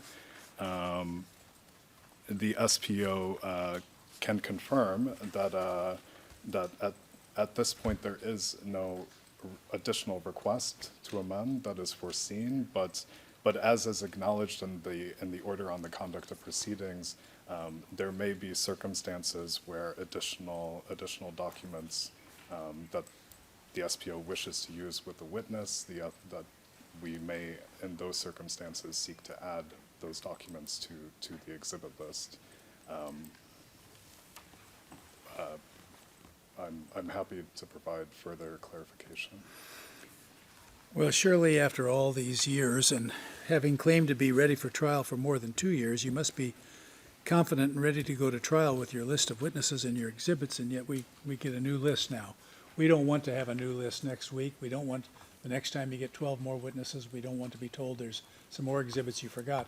We want your assurance that you're finished, that you've found everything there is to find. It's your file. Those are your files. Nobody else owns them. Yeah, that is totally understood, Your Honor, and we understand that there is a procedure in the rules and in the conduct of proceedings for amending the exhibit list, and there is a higher threshold as we move along, and we acknowledge that. Thank you, Mr. Quick. Yeah. Does the defense wish to respond? Please, we've carefully read your submissions. Yes, Judge. We know that you'll think that it's late. We don't need to go into that. Is there some practical reason right now that needs to be addressed concerning those exhibits? Well, those exhibits in conjunction with the other 700 exhibits that would now have been informed that we're going to get, I think it's a global problem of when does this come to an end? That's all. You're beyond what I'm saying. I want to know, is there some practical problem you have in accepting the fact that these exhibits could be used in trial? Is there some reason right now? Not other than what we have raised in our pleading. Okay. Mr. Emerson, anything to add? Nothing. All right. Mr. Roberts? Nothing beyond our written submission, Your All Honor. right. Mr. Ellis? Nothing beyond the written submissions on that, Your Honour, but there may be some other observations on disclosure if there's time. We've passed disclosure already. That was this morning. Your Honour? We passed disclosure already. But I've had lunch to think, Your Honour. I warned you I was slow. Too late.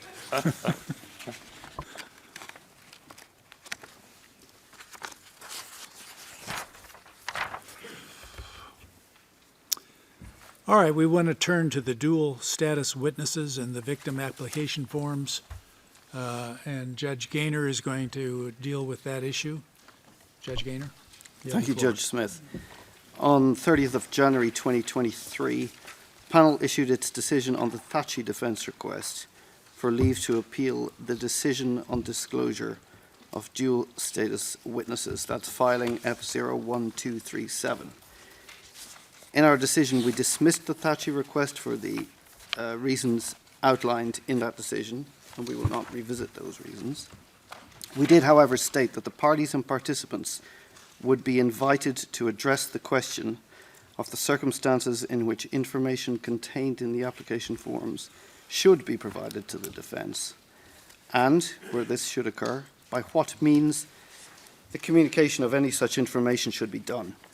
We are concerned about one issue described by the Thaçi defence, namely the possibility that the application forms might contain material relevant to the preparation of the defence.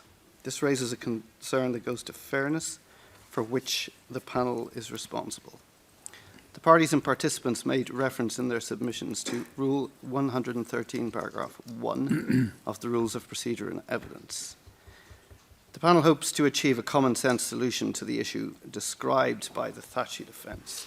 We believe that the defence should be able to know whether the application forms related to dual status witnesses contain exculpatory or relevant information, and if that is the case, to be able to access that information so that no prejudice is caused. We hope that this preliminary assumption is agreeable to all. We'll get to the mechanics in a moment. But if you do have any observations to make right now, especially the SPO or the Victims' Council, you're free to do so.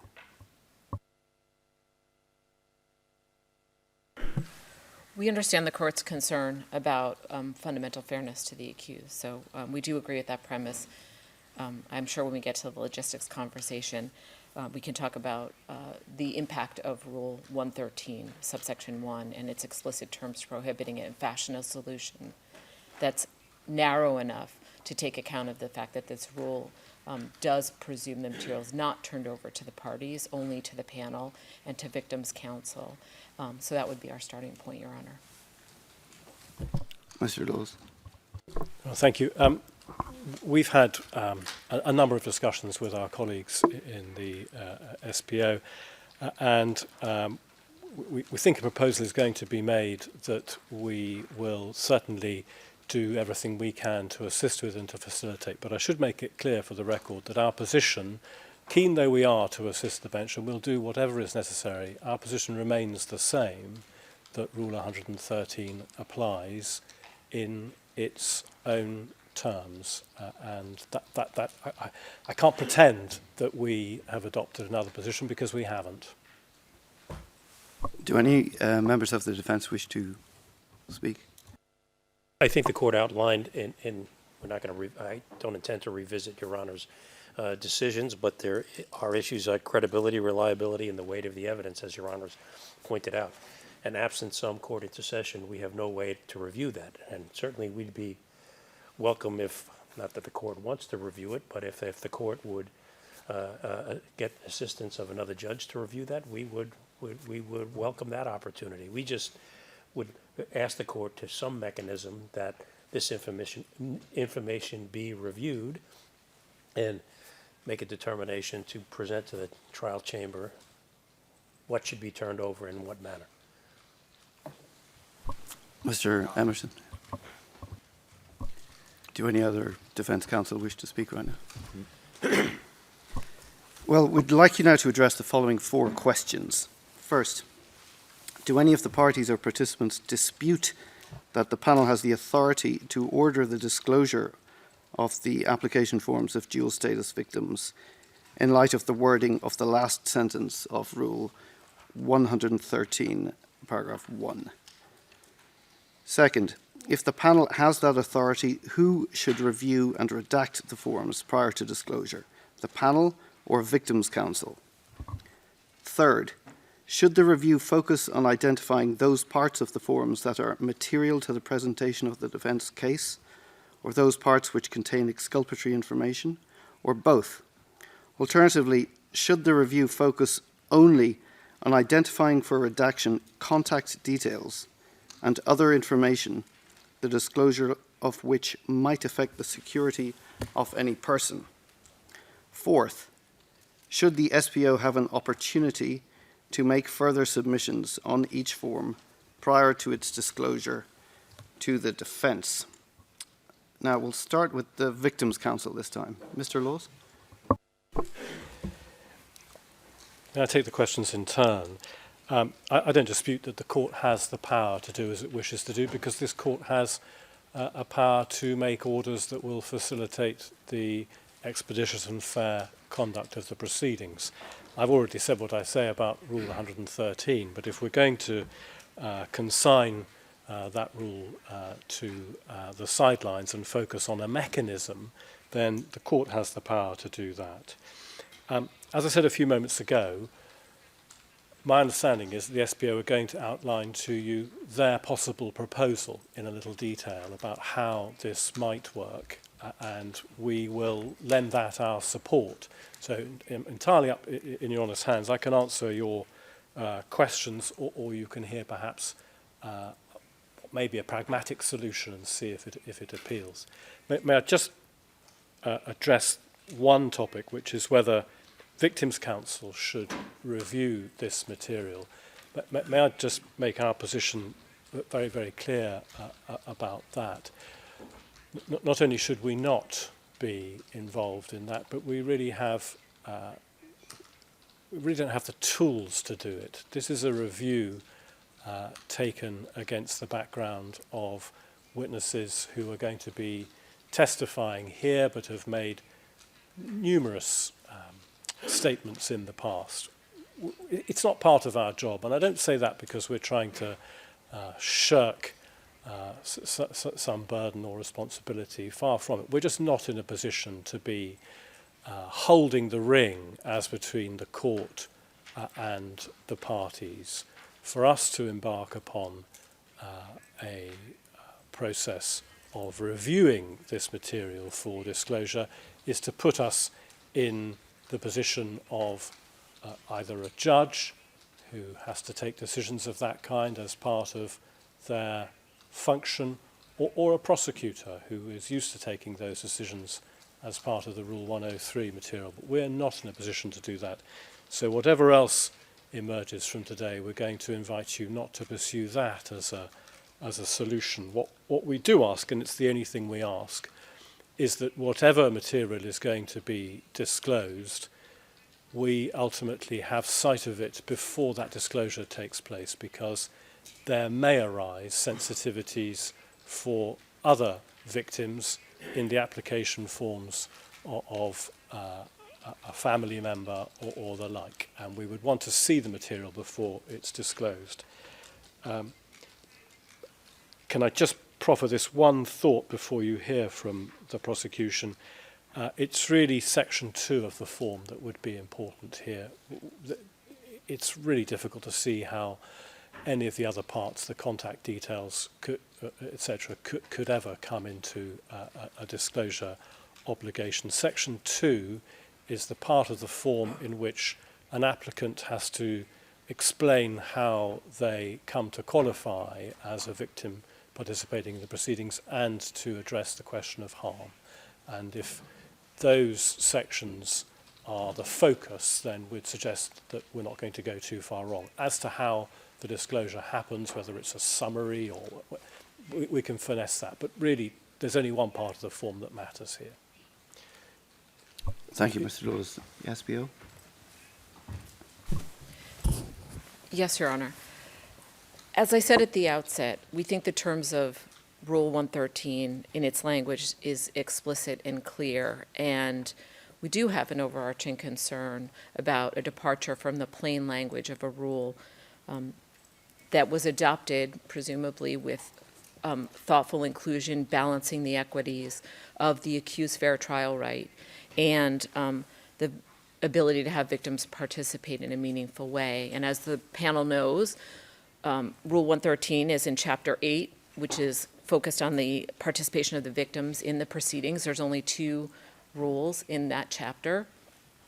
It's separate and apart from other areas of the rules that are focused on different equities. So with that said, we do understand that the panel is interested in getting to a solution, and we do, as my colleague outlined, have a proposal if the court believes that it is empowered to override the rule, the plain language of the rule. We do think it important that the court focus on the difference of this type of material. As the language of the rule makes clear, it is something that is not going to the parties. So neither the SPO nor the defense is in possession of this material. The only entities in possession of this material are the victim's counsel and the panel. And therefore, our proposal would be that the panel, if it is concerned, and again, I take the language of the order of January 30th, the decision denying leave to appeal, F01237, where it seems the focus and concern is the possibility, not the actuality. So the fact that there could arise a situation where there could be relevant information. Given that that is an unknown, again, to the parties, we're not in possession of this, the panel is in possession of this, that the panel would craft a very narrowly tailored disclosure of only the material that it is concerned would implicate the accused fair trial right. I think our concern with doing anything other than that and discussing this material in the same framework that we discuss standard disclosure would be an improper framework because the material is different. It's not material in the possession of the SPO, as the court repeatedly notes in that decision. And the disclosure rules in the disclosure chapter are all focused, starting with Rule 102, of material that's in the possession of the SPO. And we think it inadvisable to put this material into that frame. And so we would say the panel could order the disclosure of the relevant section, as my colleague has noted, Section 2. Again, we take him at his word. We're not in possession of this information. And that if there's a concern about redaction of personal information, that victims' counsel would be in the best position to recommend that to the registry before the registry disclose that information to both parties simultaneously so that the equality of arms is maintained. Thank you. Mr. Kehoe. Yes, Your Honor, I think that the court's decision in paragraph 28 was quite clear, and it did implicate Rule 103, that a situation could arise where the defense is not denied access to information that could be relevant to its case and which could impact the credibility, reliability, and weight offered by the SPO. Clearly, implications of 103. Thus, if unaddressed, could negatively affect the rights of the accused. At this juncture, Your Honor, I understand that there are issues concerning the victims. Mr. Laws acknowledged that the court has the power to fashion a remedy in this regard. We look to the court to fashion that remedy through turning those items over to the court for an in-camera review before it's turned over to the parties, or appointing yet a fourth judge, if you will, to examine those matters in camera. All we ask, Your Honor, is given the court has that authority, that victims' counsel agrees with, that there is an examination of these items to see if they fall within a disclosure issue, such as implicating Rule 103, such that it is necessary to turn it over to the defense. We're just looking to craft that mechanism to have that review done on these dual witnesses. Thank you. Mr. Emerson? Thank you, Mr. Emerson. Nothing from me, Your Honour. Nothing to add. Thank you, Your Honour. Thank you very much. I thank the parties and participants for their submissions. The panel will issue a written decision on this particular matter. Thank you.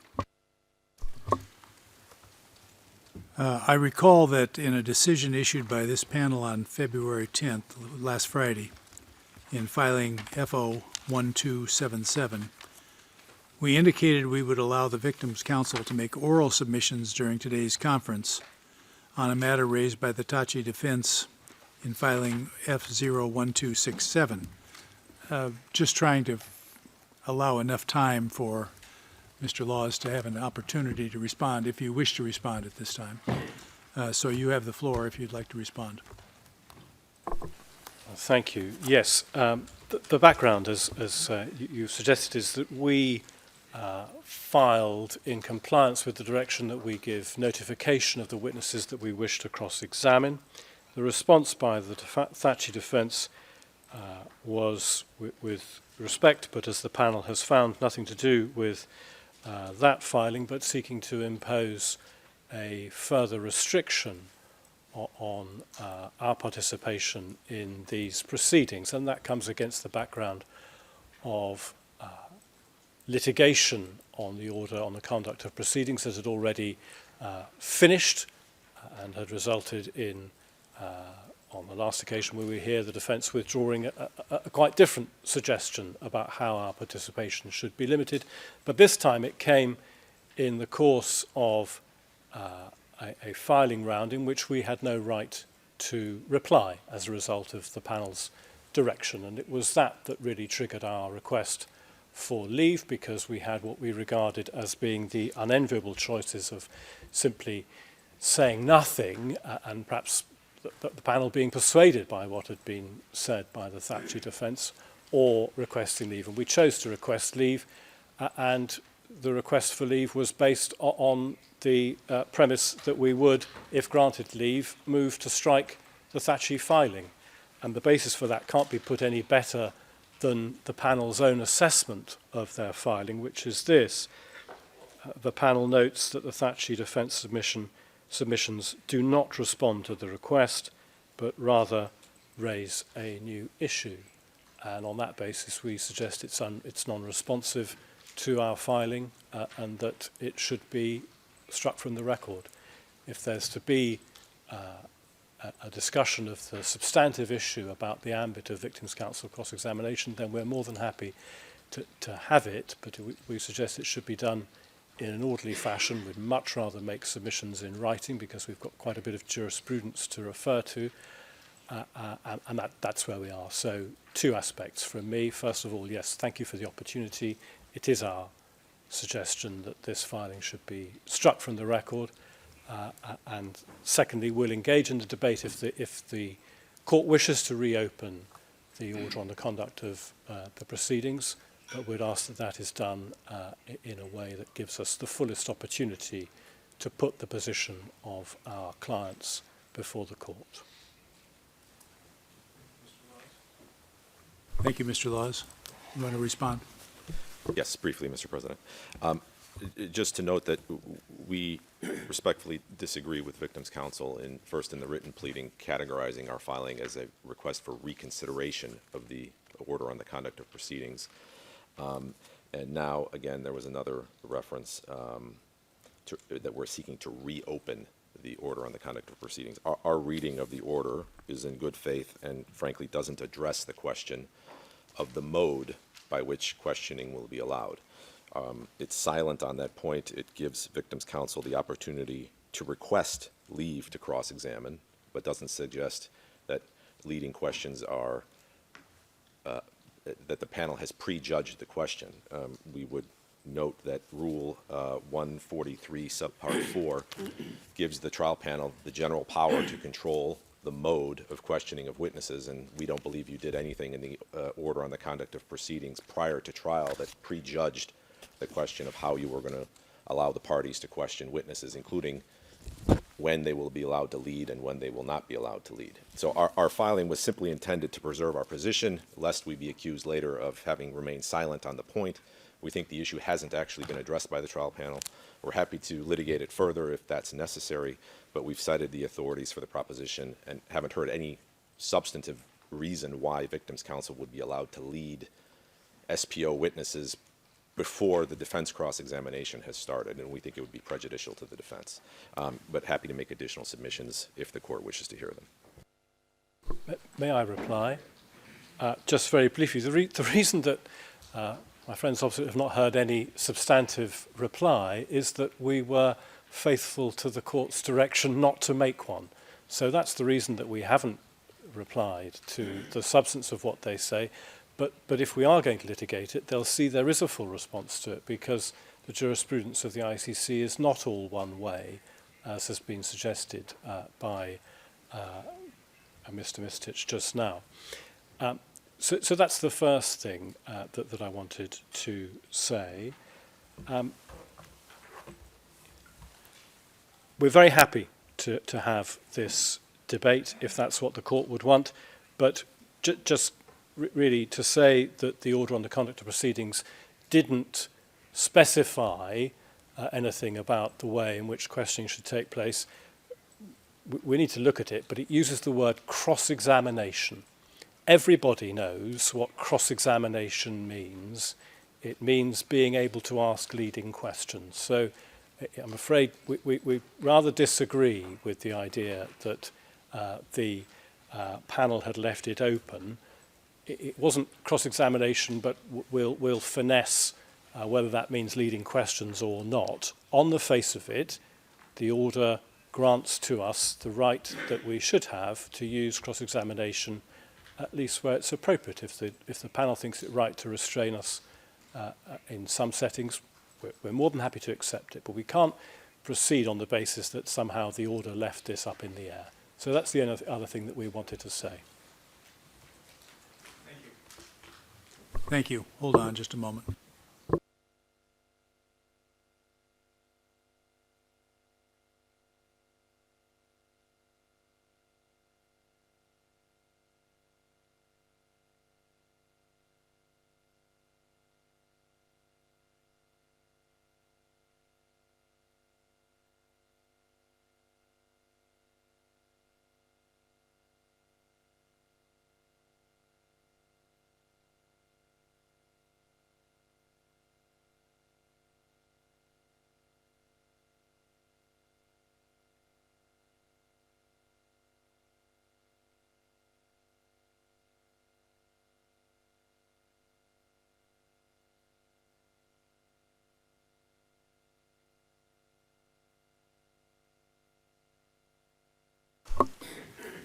In an attempt to be fair to all parties, Mr. Laws and Mr. Keogh, we will accept written pleadings on this matter give me some guidance. Mr. Laws, how long would it take you to respond? If we could have 7 days, please. 7 days, please, John.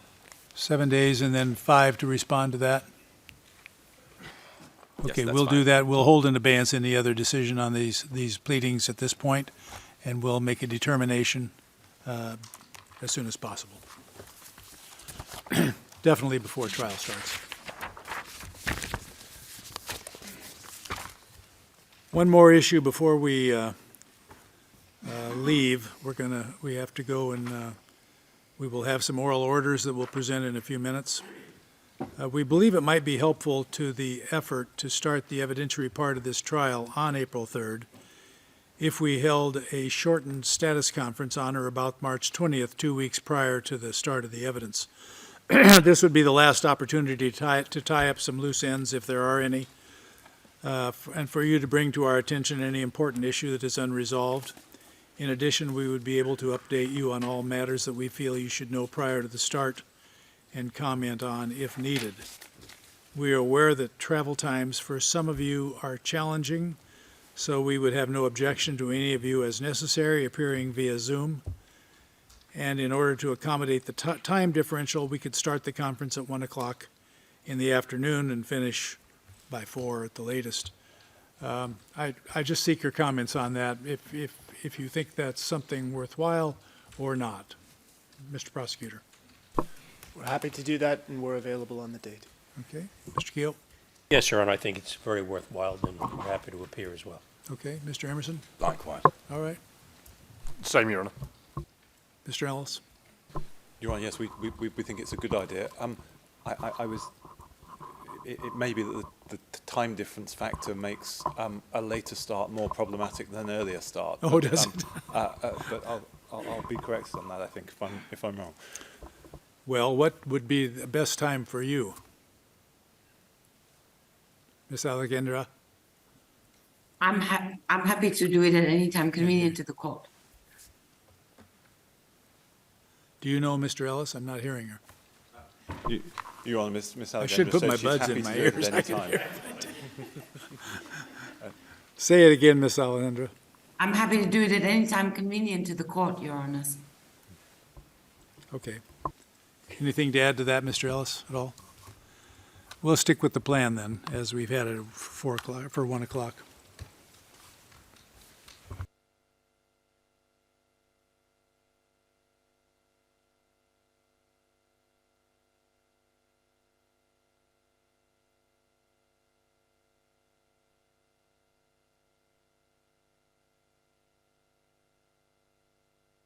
We will take a short recess, perhaps maybe a half hour.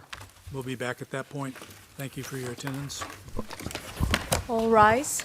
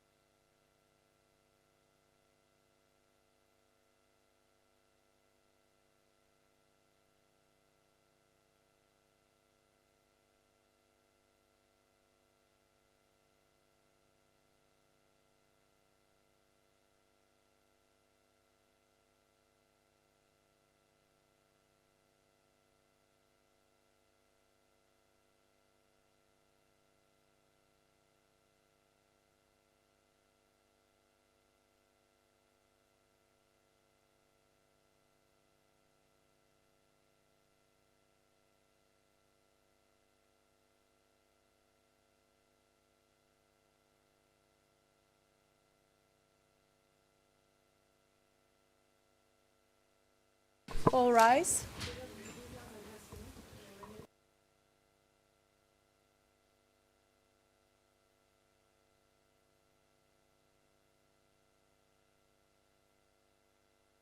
Be seated.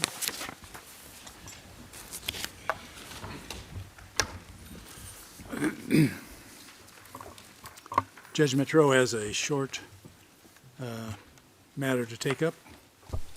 Thank you, Judge Smith. Mr. Roberts, this one is for you, and it has to do with your application F01281 of the 13th of February 2023 regarding the question of initial appearance and new charge, you say. And I only have a very simple question, I hope, for you. It's whether after today's development you are maintaining or withdrawing the application. Simply that. I'm maintaining the application for a deadline for preliminary motions because our view is that we have the right to make submissions, preliminary motions, on the recently unredacted parts of the indictment. So we will do so in relation to paragraphs 41, 42, 49, and other ones later on, which have also been recently unredacted. In relation to the initial appearance, we'll leave it in Your Honour's hands. We consider that it does form new charges, so we do maintain it in that regard. And the notice of alibi, we have one ready to go, but it is dependent on the information we receive in the pretrial brief. I realise that's slightly longer, but at the present situation, we still maintain that request. Yes, Your Honour. Thank you. And I have then a question for the SPO in relation to paragraph 41, and you will get the time to respond in writing to the Selimi application, but we'd be assisted by a clarification or an explanation, if you are prepared to give it today, about paragraph 41 of the indictment, which is recently unredacted. And the question is to ensure that we properly understand what is being alleged in that paragraph, and in particular whether you are alleging that the conduct of Mr. Selimi in that particular paragraph constitute or would constitute the basis for a conviction in and of itself within the framework of what might constitute a new charge. And as I said, we don't expect of you today to fully argue this matter, and you will have time to do it in writing, but we'd be assisted if you can give us a sense, a general sense at least, of what is being alleged in that particular paragraph. Yes, Your Honor. None of our charges change as a result of the information in that paragraph. There is no new mode of liability. There is no new charge in the statement of crimes. It is the same case before that paragraph was lifted and after. And so, as we will say in our written submission, these aren't new charges, and that all of these provisions about new initial appearances do not apply. I'll take you further on that point. Assuming what you said to be correct, what I understand the defense to be saying is until that point, until the unredaction, we were not in a position to plea in an informed manner, simply because we did not know what was under the redactions. And the question that I'm asking you about is that one paragraph, assuming it were a new charge, assuming that this was result not from a redaction but from an application to amend the indictment, for example, is it to be understood as the basis on which you would submit a conviction could be entered, that one incident? Are you saying that Mr. Selimi, if you accept what you describe in this paragraph, could be found responsible of any one crime because of the conduct in that paragraph? I think I'm following, Your Honor. I'll give an answer, and please tell me if it's not sufficiently clear. We understand this to be one of the material facts that is needed in order to prove the detention site in the indictment of which that paragraph relates. But the conviction we would ask to be entered would be first under joint criminal enterprise in relation to the site. So it is not a conviction in relation to that incident in and of itself, but that incident is an indication of the existing charge that we intend to prove. Thank you. Mr. Roberts? I'm not sure I'm much the wiser of what the prosecution case on that point is and whether they consider it a new charge or not.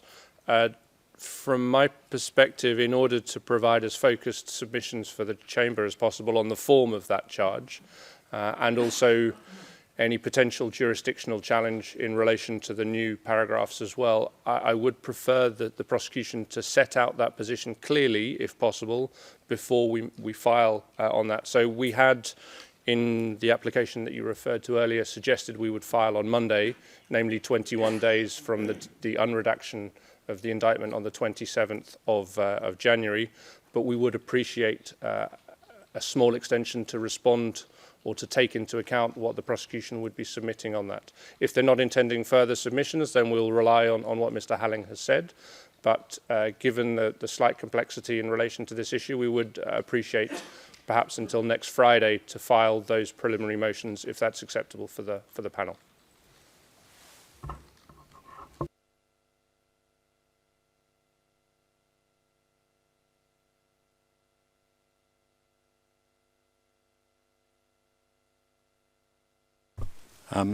Mr. Halling, any idea of how quickly or not you could file your submissions in writing in relation to that particular application? If I could just have a moment to confer.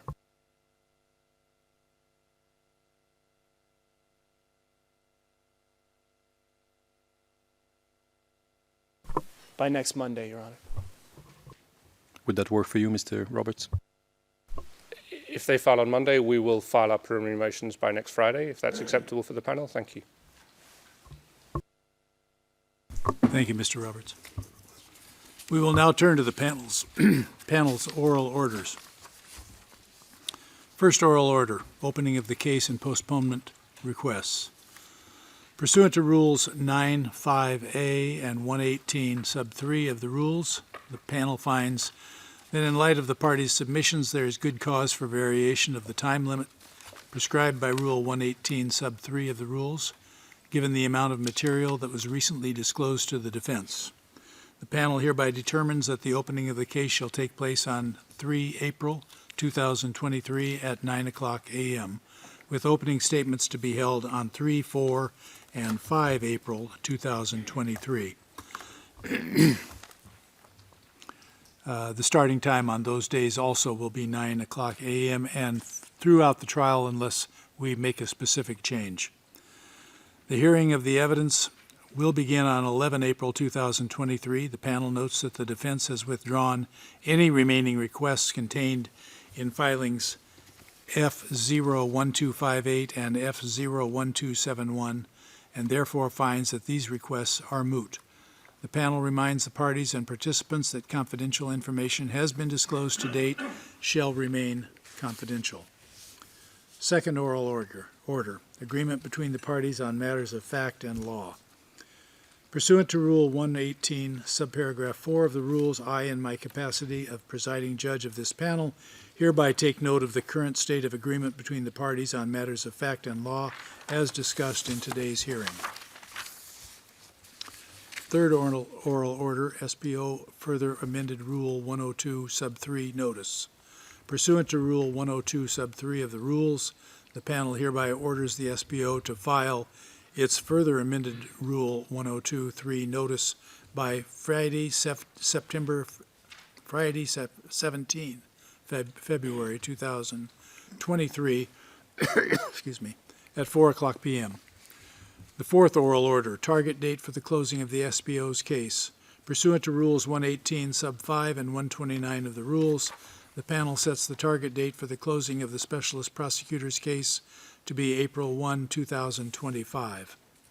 Fifth oral order. Pursuant to Article 40 of the law, the SPO is ordered to consider, in addition to using charts and/or visual aids during opening statements, to also use such visual aids and/or charts in relation to the witnesses to be called. It lies in the SPO's discretion to check which witnesses such visual aids and/or charts are necessary. They are to use the aids and charts in relation to witnesses to be called to give evidence about KLA chain of command. The sixth oral order. Victims' Counsel is hereby ordered to file by 22 February 2023 at 4:00 p.m. submissions on the issue of what type of questioning is entailed by cross-examination pursuant to paragraph 76, paragraph II, subparagraph A of the Order on the Conduct of the Proceedings. Any responses shall be filed by 27 February 2023. No replies will be entertained. The seventh oral order, scheduling of status conference pursuant to Rule 116, Sub 5 of the Rules, the panel hereby schedules a status conference on 20 March 2023 at 9 o'clock a.m. That concludes the oral orders for today. Anything further? Nothing further, Your Honor. Anything from the defense? Your Honor, earlier you said that the 20th was going to be at 1 o'clock, and it's going to be at 9 o'clock. Say that again. I believe before we broke, you said that the session on the 20th of March was going to be at 1 o'clock, and... I know we changed that Okay. to 9 a.m. Thank you, Judge. Mr. Emerson.